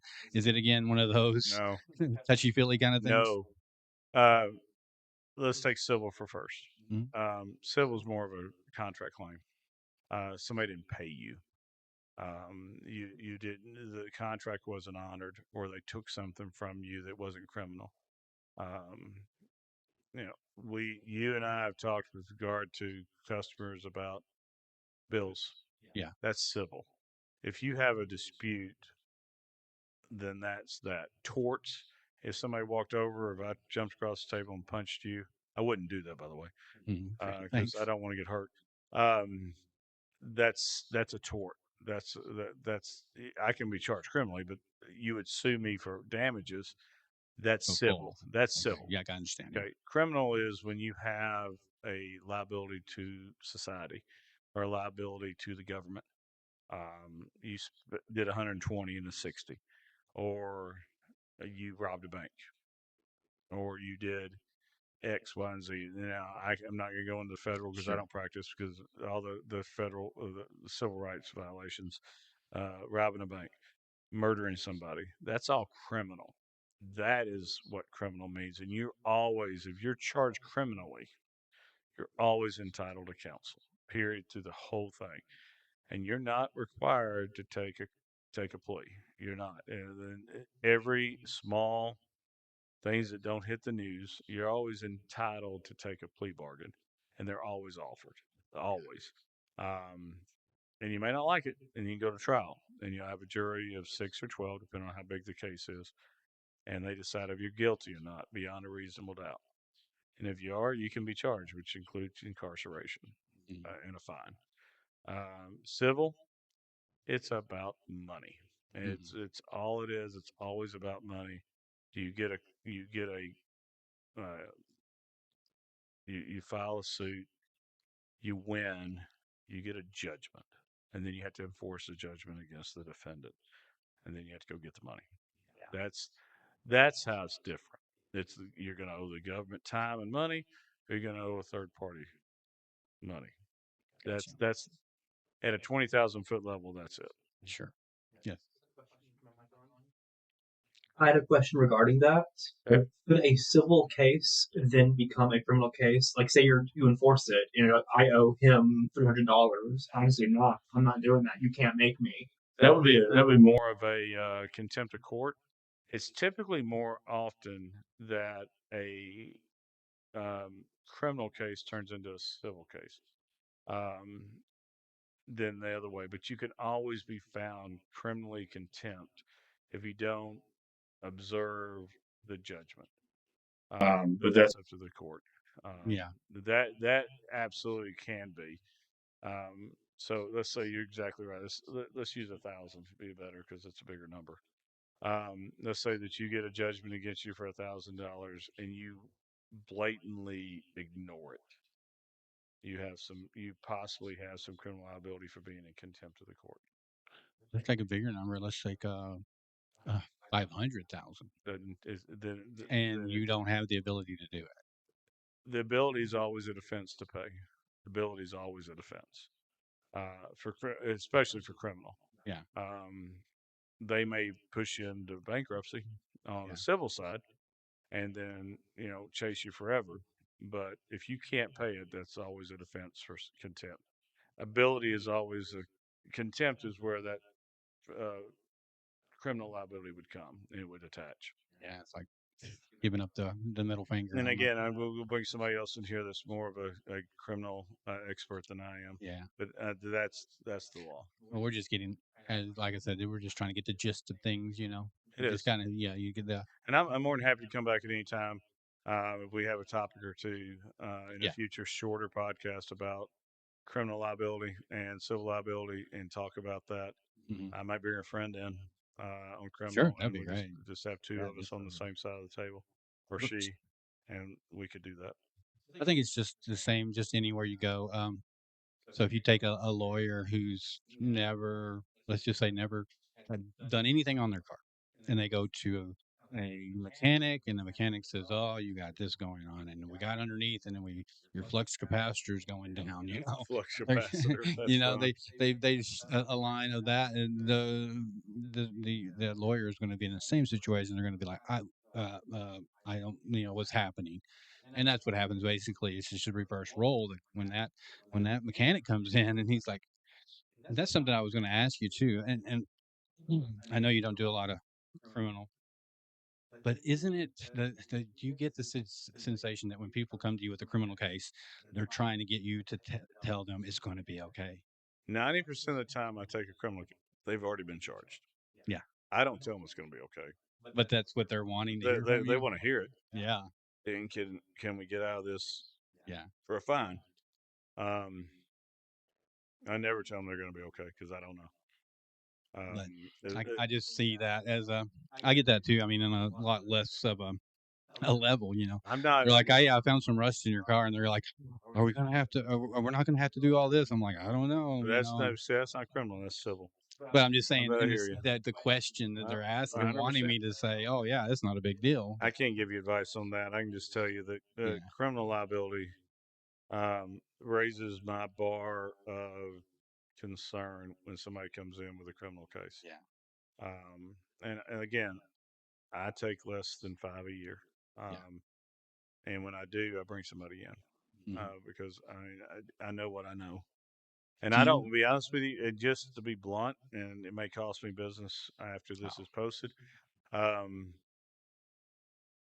for 25 years of practice, I have a strong aversion to represent somebody that if I fail or if I'm wrong, they can go to jail. yeah, That that hurts my soul. Not that I don't care about my client's money, yeah, but in civil, it's about money. sure. And we're all big people. Yeah, We all put we're our all big grown boy up. panties on Sure. every day. Every client I have has got a business, um, one side of the issue or the other, and they all understand the risk of being a business. I can live with that. Hmm. I would never take a case where somebody's facing a massive amount of time in jail. I Yeah. would find them somebody, I'd help interview, and I've done that. And I've found them great attorneys. Hmm. Um, and we don't share fees. I mean, I find them somebody and then I step back. I'm here if you want me to just bounce something off of me, being a sounding board, as you said. Hmm. And that's happened in 10 years, 20 times. Yeah. I'm not going to take that case, but Right. I got somebody and Yeah. I refer them out. Yeah. I could see that being tough too. I just can't, I don't have it, Joe. I don't have the ability. And people do. And I respect the world out of criminal defense attorneys that do this day in and day out. Thinking of half a dozen people right now, and I consider them good friends, and I respect what they do. It's just not who I am. Yeah. I know you, a lot of times when you're talking, when I've heard people being interviewed who are prosecutors or defense attorneys, say a defense attorney that they go interview their client and the client says, they're like, you tell me what really, I need to know exactly what really happened. It doesn't, this is between you and me. And they're like, oh yeah, I did it. I'm 100% did it. And this is how Never I did it. happens. Never happens in any good criminal defense office Really. ever. Does it eventually happen? We look. I don't know. I mean, I don't what know. I'm saying, I would tell you this. I was trained a very long time ago. Don't ask that question. really, So I because, well, read the that's, reports. I read this evidence. yeah, Explain the situation, and they're never to say you I don't want to did know. it. If you want to get into criminal, the issue is was the charge they were put on them the appropriate charge? Because every crime has multiple levels of charges, Yeah. um, anywhere from a misdemeanor to a Class A felony, which includes death in this state and Tennessee. I'm licensed in both. Did they charge correctly? Hmm. I'm not one. If it gets to that level, Yeah. I'm out of that conversation anyway. Sure. But no, did the charge equal the event? Yeah. Not the crime, the event. And I can't answer that until I see the facts. And yes, will I have a fact conversation of 10, 15 minutes? Okay, you need that person. And Gotcha. I'm going to go make a call for you. Gotcha. And I make Yeah. that call. Yeah. You see it a lot in, of course, TV stuff where they want the client to tell them, I need to know what really, did you do it, and go on Not from there. did you do it? Tell But me what what happened. happened? Yeah, I Tell me guess what happened. And you there's a just different sit there and way. listen to what happened. And is the charge commiserate with Mhm. what happened? Yeah. I can't answer that. And it's all fact based. Again, we go back to law being interpretation, Joe, Hmm. as to is that crime or is it this crime or is there Is there, no crime? or is there a little bit of If there's no crime, a little, yeah, is in it the middle? is it here, there, or no crime? Hmm.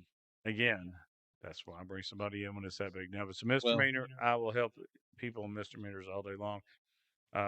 And felonies short of a significant time in jail.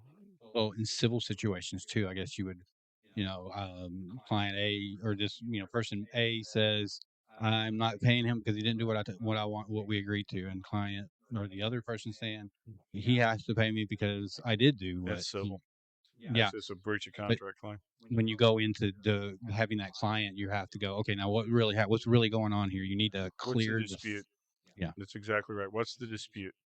that could Um, be. I could see that getting very in the weeds. we have, Joe, if my memory serves me correctly, we've had that discussion Sure, before. we have. Yeah, Um, and it depends. It depends. yeah, I hate to give you a lawyer answer, but yeah, every attorney you ever have in this chair or ever have a conversation with in their office, they're going to say, it depends. yeah. There's so many variables and things. Like I say, could easily get in the weeds And because not just weeds, usually both people aren't. Both sides have done something that's. unless somebody's truly nefarious. If they're not nefarious, there's just a dispute. Mhm. And the disputes can be discussed, and they can be through litigation, no matter if it's $500 or $500 million. There's a discussion to be had Right. at some point during the litigation. So nefarious. That's a great word, and you get narcissists thrown around a lot in this one. Now with family disputes, and you do handle some divorce, right? I do. On occasion, I can't Mm, imagine that being it's not fun. not fun at all. Not fun for anybody, including the parties, but they need our advice.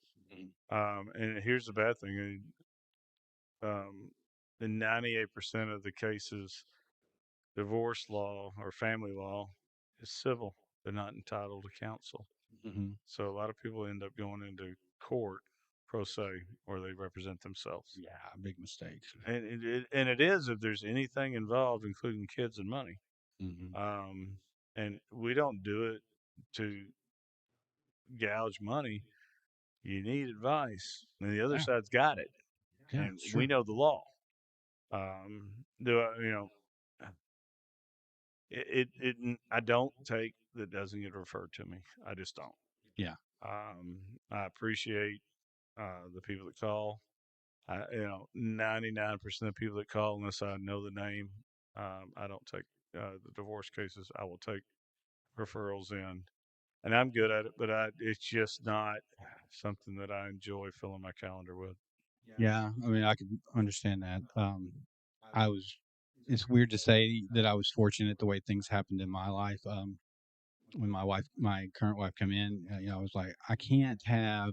I hate the idea of using kids. I had that when I was a kid. Right, When my mom and dad divorced, the grandparents did right. that a lot.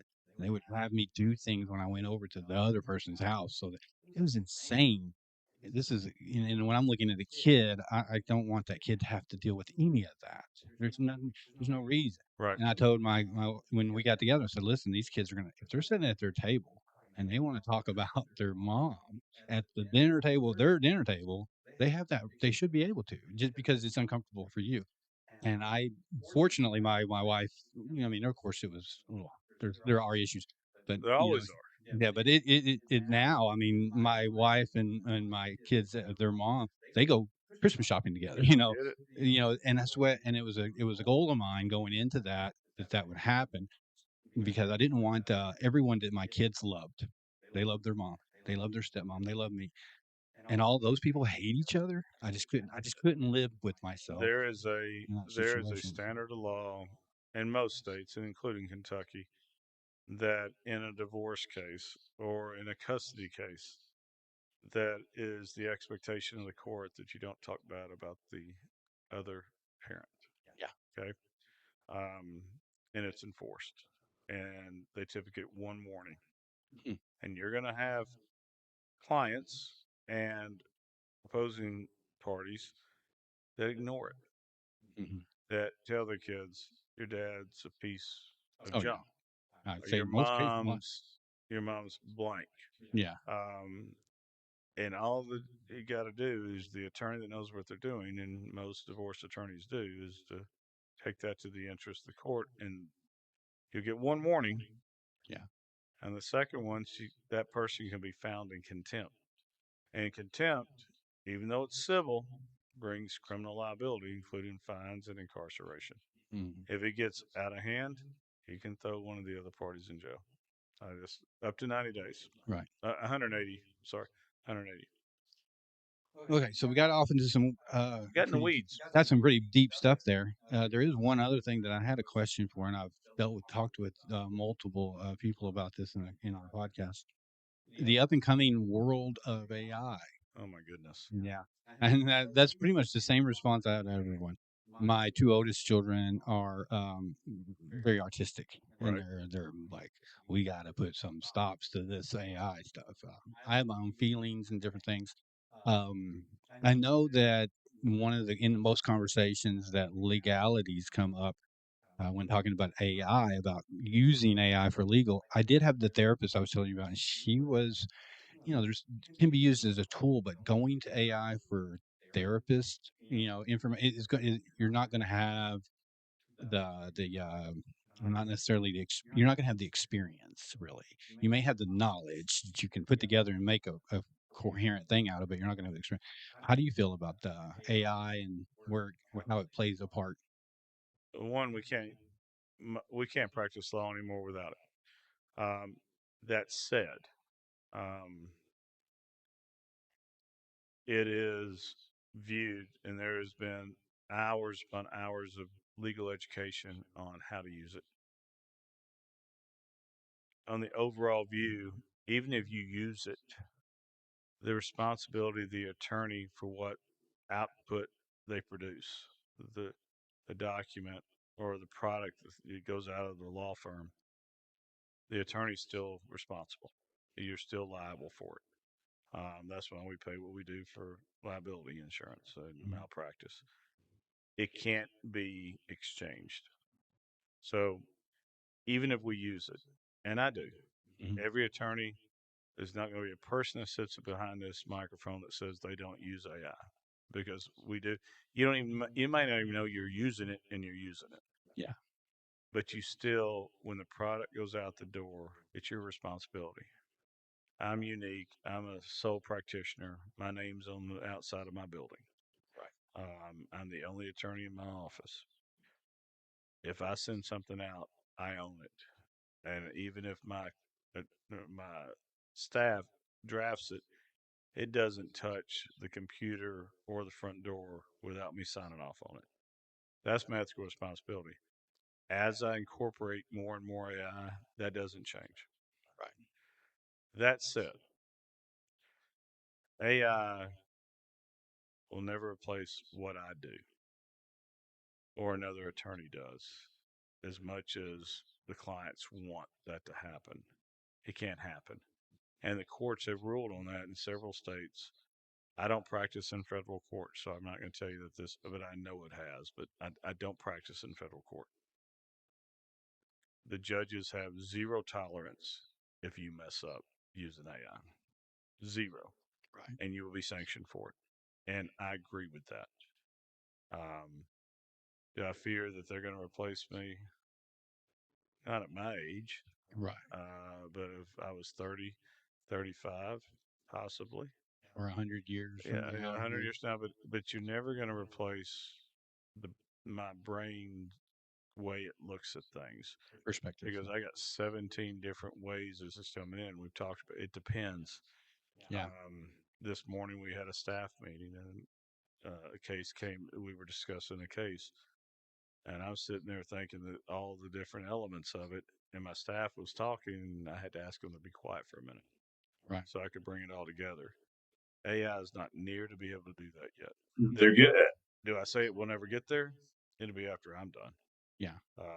Recently, not like super recently, there was a case where a person was charged for something. I'm pretty sure they were an AI developer, and they tried to use that as an opportunity to show off their AI lawyer, which then immediately got shot down, and they were like instantly charged. You're exactly 100% correct. So you have to be licensed in a state under that state law, under the state bar requirements to practice. And if you bring in an AI lawyer that's not licensed, is not a human, the court's going to kick it out. And Then they're going to be acting pro se. They're going to be acting for themselves. That's what's going to happen. I guarantee you. I don't know the case you're talking about, but I guarantee you that's what happens. and recently there was a case. It was a murder case. Okay. And someone brought in an AI recreation of the victim to give a speech. Yeah. And that actually was so it moved the judge to such a degree that the sentence of the accused was extended. They would have served so much more time in jail. They ended up serving even more time in jail because of that. That sounds to me with a 10-second discussion a reversible error of the judge. Again, I don't do criminal law. I do look the documents we create um, in today's time. Yeah. Um, we've done documents together. Sure. I've got my file of thousands of documents that I've created or I've modified that I've saved that I know what to bring and modify. Right. But it's coming that the public company, the larger companies are going to let their legal department just pop it out with AI.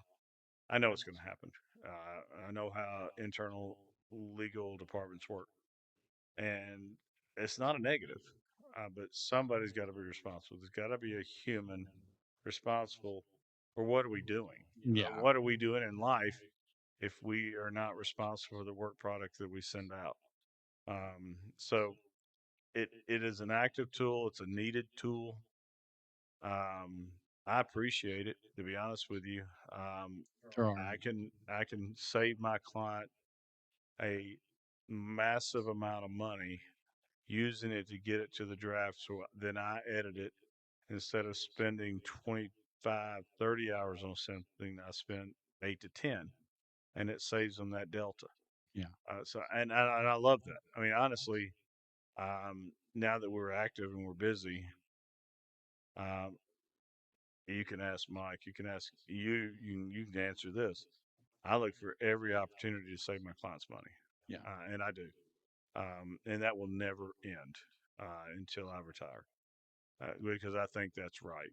Being a small business owner for more or less my entire life, and then being in a legal department at Ingram and then at Crounce, looking for ways to save money and getting a equal work product out with humans on it is exactly what I want.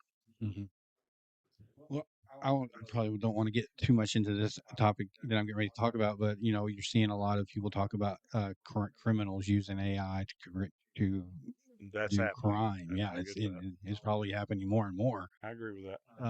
And it's going. I watched a video where when you have a document made by ChatGPT, there are little things in that document that you can't see with your human eye, but another AI can pick up, so it can know that was created by an AI. 100%. The Now courts are that using that, by the way. Now Yeah, they're well, they're catching to see if attorneys are doing that. But sure. go ahead. Well, this actually shows the program that you can load this into. It'll find those little key spots and highlight them so that you can have them removed so that it looks you can't see. So every step that you're making forward, they're beating it with another product. I did So not.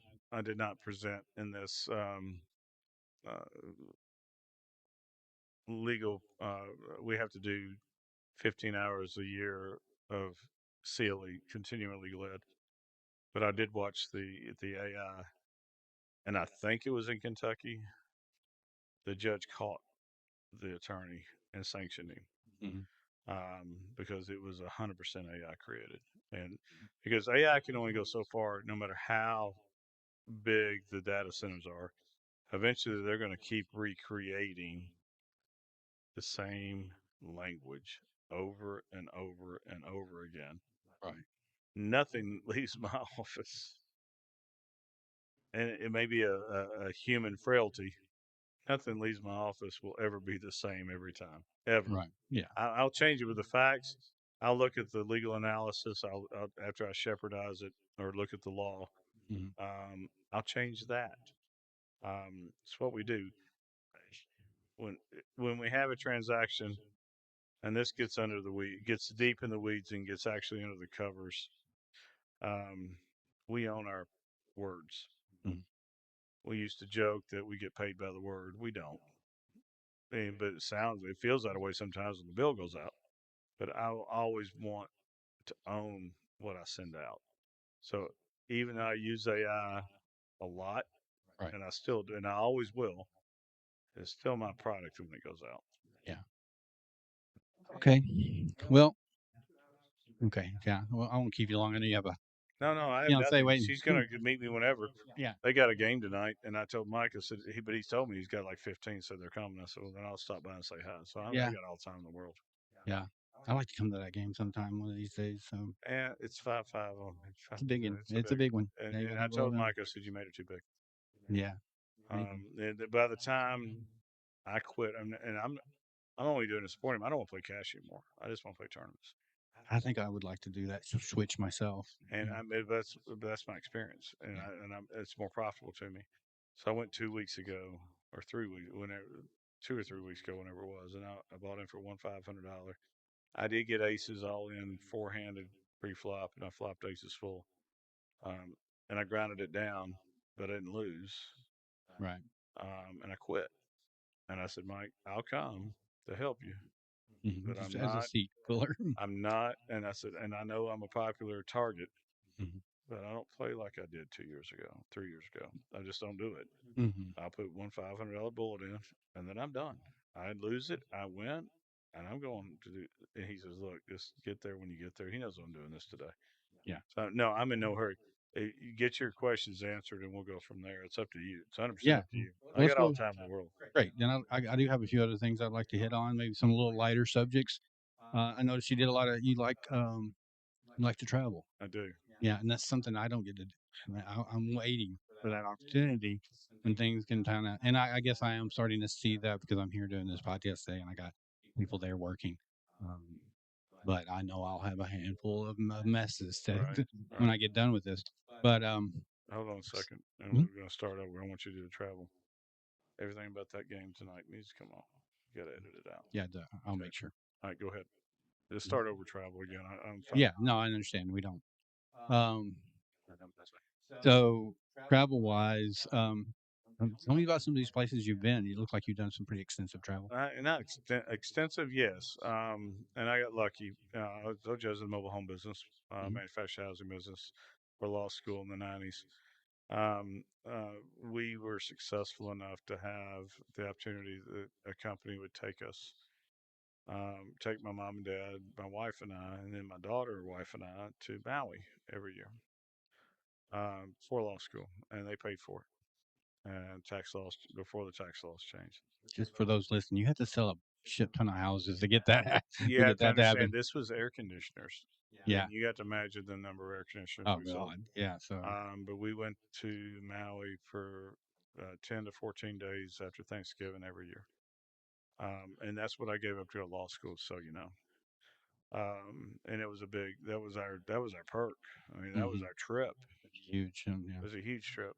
I love Maui. When Lahaina burned 2 years ago, it ripped my heart out. I cried. Um, if I would not have gone to law school and everything else would have stayed the same, I could have seen moving there. Really. Yeah. I've been back once since, and I've been back since that, and it's been 10 years. But I love it. I love Hawaii. Been all over the Gulf Coast. We took my daughter after law school. We'd go to Gulf Shores, Fort Morgan, that whole area, and spend long weekends, spring break, fall break, um, and then Carrie and I got together. We found Mexico, and I have to thank Mike Trout. Mhm. I'm part of this. We went last year twice, and once we went with them, Puerto Vallarta, and shoot, another place down there. Puerto Vallarta is amazing. Loved it. But Carrie gave me a Christmas present last year to take a Mediterranean cruise. Mm. And I'd been to Europe twice in my prior life, 15 years ago. And I'd been to Paris twice, Scotland to play golf, um, Wow. Like the motherland, isn't it? For motherland, yeah, for golf. and but I'd never seen the Mediterranean. So Carrie and I went, um, and it was her pick. And we started in Barcelona, made several stops. Actually, did get to go to Monte Carlo for a day trip. Won't go back. Mhm. It's different. Yeah. Went to Rome, Malta, That's I ended awesome. up in Athens, one of the Greek islands, Mykonos, and I got to thank her immensely for that gift because I so much that we paid a deposit. We're gonna go back Yeah. next fall. It was amazing. Uh, Mike introduced us to Puerto Vallarta, and we're going to do that. But my daughter, of all things, she works remotely. She's doing really well in her career. I'm proud of. Uh, I've never been more proud of my daughter. She's 33, and she works remotely, and she can work anywhere. And she chose Pensacola Yeah. I 3 years saw that. ago, I saw that. and That's I was a little shocked because I've been to Pensacola once, and I wasn't impressed. But I yeah. didn't go to the beach. Mhm. I'm impressed now. So we're going to go in 3 weeks. Going to go see her. I hadn't seen her since Christmas. I missed the heck out of her. So Yeah. we're going to go down there and stay, for a week at the beach with my mom and dad. They hadn't seen her since Christmas either, so they're going Mm. to ride down with us. We've rented a condo. Nothing exclusive. Um, and you know my hobby, Yeah. and I think there's as much as I hate, and I do, and I want this clear. yeah. I hate Las Vegas. I really do. Really never. I I've don't never really do been. not think much. I don't think highly of Las Vegas. But that's where the poker tournaments are. So for 20 plus years, I played the World Series, Right. and I tolerate it. And I go and I play and I eat dinner. And if Carrie goes, we'll go to a show. We went to the Sphere this last year on an off day. Got lucky. Hamilton was there during a performing arts center, and she had not seen it live. I had, so we went to Hamilton. Um, I go to Vegas. Yeah. Um, I'm going in the end of October. I'm going to Tahoe, the circuit events there. I got multiple events I'm going to play there, including the main. Um, I love Tahoe. I think it's beautiful. Carrie's never seen it, and she's got Mm. a lot of vacation time left, so we're going. Um, I want to take her to Maui. I really want to show it. I don't.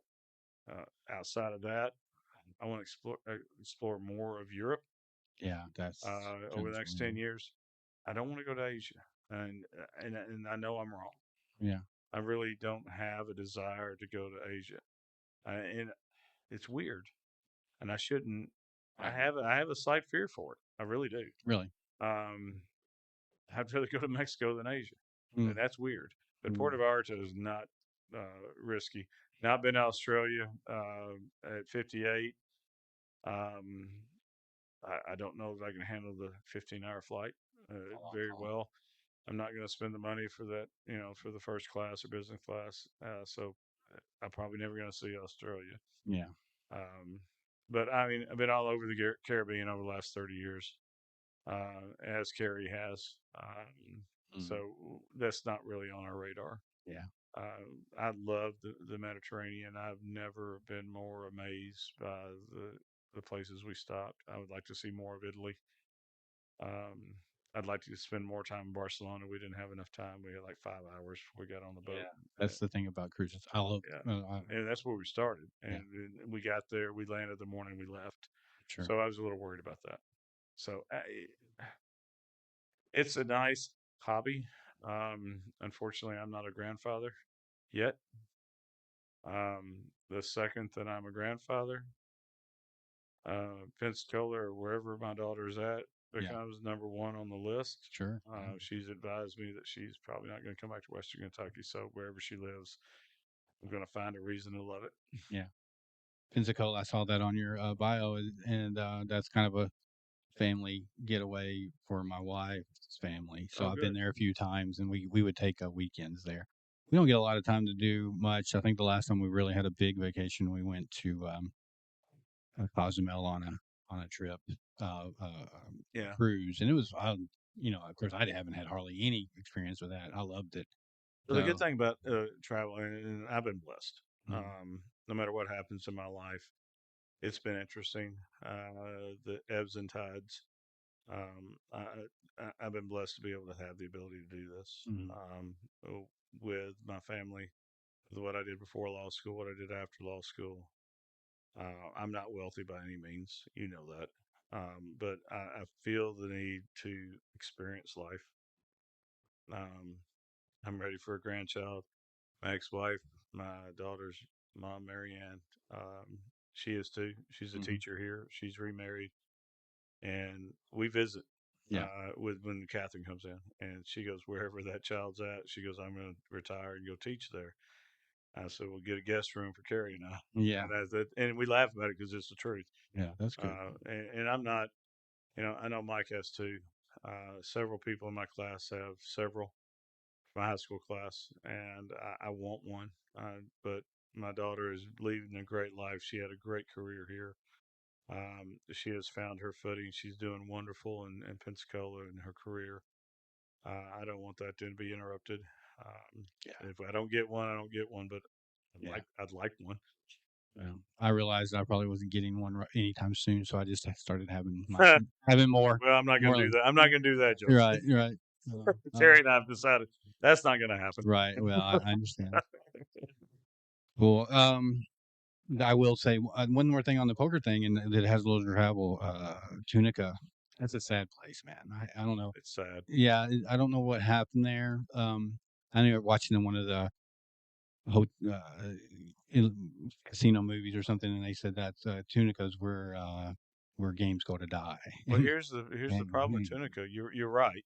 I mean, the Grand, who had three hotels, Yeah, and the largest casino is and it now was and a golf course, shooting gallery, RV park. It's gone. what happened?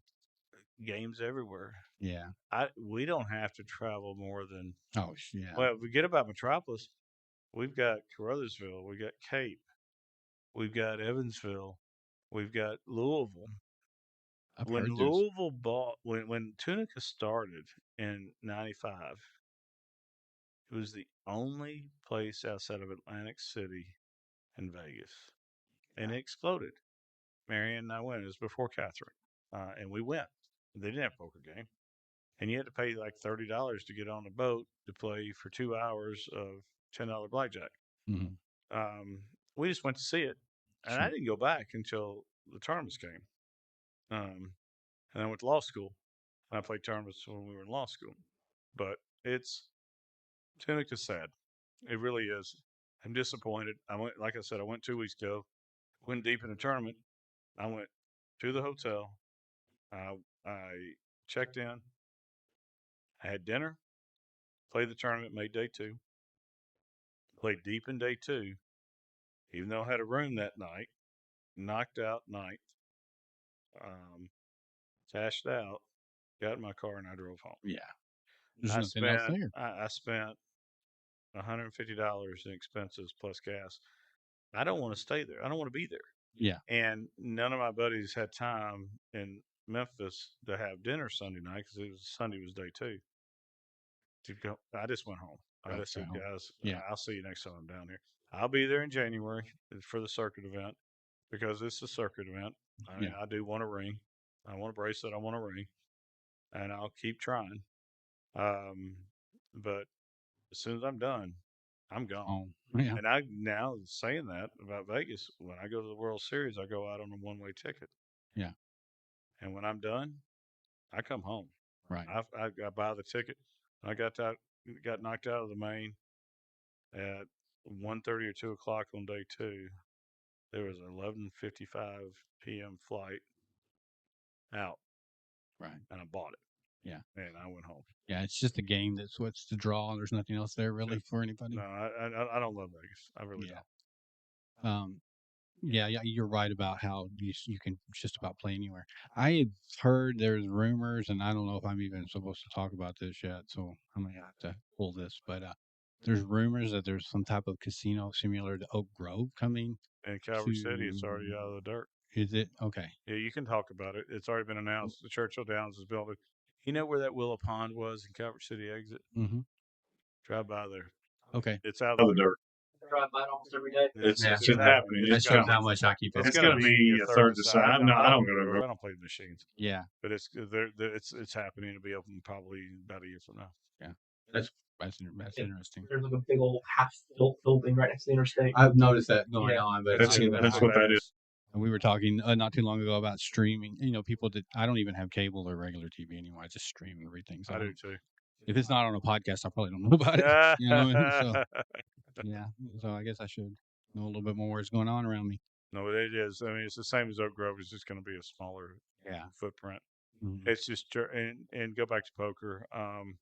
That's the same thing about Churchill. They're great corporate community member, but they had a lot to do with a lot of the issues we deal with our game of choice because they don't make anything on poker. Yeah. As you know, I mean, it's the lowest profit margin for a casino. They want machines, Yeah. and Kinda, then I get it, and I'm not oh, sure. questioning their decision. Working with the client that came here, it was really eye opening that they don't want it. Yeah. Well, and it's funny too. That's kind of where casinos got their start. You know, That's right. poker, little I poker know, games. right? Yeah. Yeah. And then, Poker, roulette, and craps. I mean, it is even before blackjack. That's 100. Oh my goodness, downtown Vegas before Hoover Dam, 120 years ago. yeah. You know, as a poker player, I look at it. I'm like, well, they don't think about, you know, all the people that come and in couples, and you know, you got the husband over here playing poker with a wife. And, you know, they don't think. Well, then if you really look at the numbers, they're like, well, they're still going to come. You know, even if they don't, even if the husband doesn't get to play poker, You know, or even the wife gets to play poker. I don't know how much you know about the World Series, but Caesar sold it last year. Oh, really? Yeah, one of the online groups, Gigi, bought it, and they agreed to a 20-year lease to keep it at the Horseshoe in Paris, 20 years. They paid them for it. Hmm. So that's how much Caesar thought about it. Yeah. Well, I see a resurgence in the younger groups. You'll see it on social media a lot. We'll see. The younger guys they play different, you know, and but you're seeing a lot of them play and That, show play young game. the way they play is just. I played a lot similar 20 years ago. It's easy to play against them, but Mm. I get you. I hear you. Yeah. Well, if you play by the so-called rule, GTO, yeah, GTO. then you're gonna be easy to read at some point. And even you just have to Or range them. full. It just takes more brain power. Hmm. It's like it actually feels deep in a tournament. Feels a lot like a law school exam. My brain hurts, Yeah. but I figure it out. Yeah. And I figured it out more the last 2 years than I have the previous 5. So So the couple of podcast questions that I asked are kind of a generic podcast all right, questions.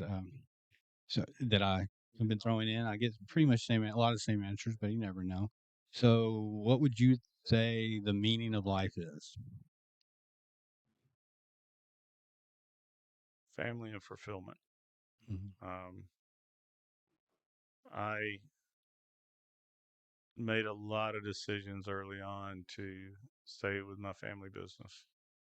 Going back to why I went to law school, we didn't talk about that earlier. Mhm. I took business law in 1987 as an undergrad, and I aced it, and I didn't work that hard. Took business law too the next semester, aced it too, and I figured it out. That's my brain, but I had a family business to deal with, but I wasn't fulfilled. Yeah. I played a lot of golf. We were successful, and I took care of my piece of the business, but it didn't take 25% of my brain power or half of my day. So I played a lot of golf. That's not the way to live. Yeah. Um, when we finally sold the manufacturing facility in Benton in 97, 98, I didn't tell my dad because I was scared to death to tell him because he's my guy. I knew I was going to law school because I knew that's where I needed to be. So that's the fulfillment. Um, if I had 4 kids and not one, I would have never gone to law school. I would have been the dad, and I'd have stayed in mobile home business. I'd still be in it today Mhm. because the countryside is still open. It just got a new owner. That's family and fulfillment is the meaning of life. Um, I'm a true Republican. Never going to change. I'm a Christian. I've been in the pulpit. I've taught Sunday school. I don't think poker violates that. Mhm. Um, I think that's your faith, family, and fulfillment are the 3 things. And I think that where I'm at now, I think Carrie and I are building together as a family. Mhm. As a mixed family, it's not easy to, it's not easy to build a new family in your Yeah. 50s. It's hard. Okay. And it's one of the Everybody's got hardest to be things on I've board. ever done. And she and I talk about it. But I'm fulfilled. I know what I'm doing for my clients. I know when people are bringing clients to me, I'm getting referrals. I'm getting text on my cell phone from a friend of a client or a friend of a relative, and I take care of their problem. I have to charge what I charge to keep the doors open. Yeah. But that's it. I'm fulfilled. I've never been happier than I am right now. Well, that kind of leads me into the other question, and that is, are you happy? I'm beyond happy. I'm doing what I was meant to do. What else do you want Right. other than I'd like to have a grandchild? Sure. I really would Well, like to have a grandchild. it goes right back to that family, and Mike's answer was experiencing. Life is here to experience. That's true. He said, you can't just spend your time trying to feel this or feel for that. Sometimes you just have to go out there and experience And life. you know what, Joe? And I don't want to sound privileged, but I know I'm coming across that way. However, um, at 58 years old, um, and having life experiences I've had, good and bad, and there's been both, Mhm. multiple good and both. Letting a 25-year-old that's just getting their feet on the ground, maybe have a small child, maybe just getting married, to hear me say what we've talked about, um, they're going to ignore a lot of it. Mhm. I think the patience of getting where you can do it, um, and committing your life to what makes you happy, what makes you fulfilled, provide for your family, give it time. It will be here. I have multiple high school classmates that are retired now. Yeah. That's what they wanted. Um, I wanted this 10 years ago, or I'd have retired. Mhm. I'd have gone to play. I love what I'm doing. I know I do a good job for the clients. Um, I've not brought a partner in for a reason. There will never be a name beside Byers on my firm, because I know what I'm doing is the right thing, and I know it's hard to understand for a lot of law firms. This is how we do it. Yeah. So, but Yeah. again, before we leave, thank you, Oh yeah. 100%. I truly appreciate the opportunity to come. You've got a fan in me. I appreciate you. Uh, I appreciate your friendship above all else. Um, and I'll always be here for you. yeah. And Well, let's figure out something else to do now. absolutely, man. All right. I'm so glad you came down, and there were some questions there that a lot of people just out there in the world are like, why, it helps kind of clear up some of that. And I think that you and people like Trout and some of the other guests I've had on, they're not being. I think they're being more of an encouragement than what they think. I mean, younger people will see that and they'll be like, okay, I'm doing the right thing. I gotta hang in here. I'm doing, Put your head down. yeah, keep Put your your head head down and down. work, and Just do it. yeah, and there will be a payoff, and I think that's a And the big payoff may encouragement. not be in money, but it could be in fulfillment. At the end of the day, when I ask you, are you happy or not? It doesn't matter if you're happy because you got millions of dollars or you're happy because you're with the person you're You're supposed not to be just a with. person. It's not about the person. It's about the money. Are you happy with the path you're on? Yeah, with And you know who you what? are, with And who that's you are. Yeah, yes, exactly where I need to be. yeah. That's the fulfillment I'm talking about. So, Thanks, Joe. but yeah, it's been a great one, and I enjoyed it. We definitely need to talk about doing that poker podcast we talked I'd about, love to. and And maybe I'll do everything I can to get the most yeah, I interested think people there. that'll be once that group finds that, I think it's going to be a big one. So I appreciate that. yeah, I've been more than happy to do it. Thanks, well, Joe.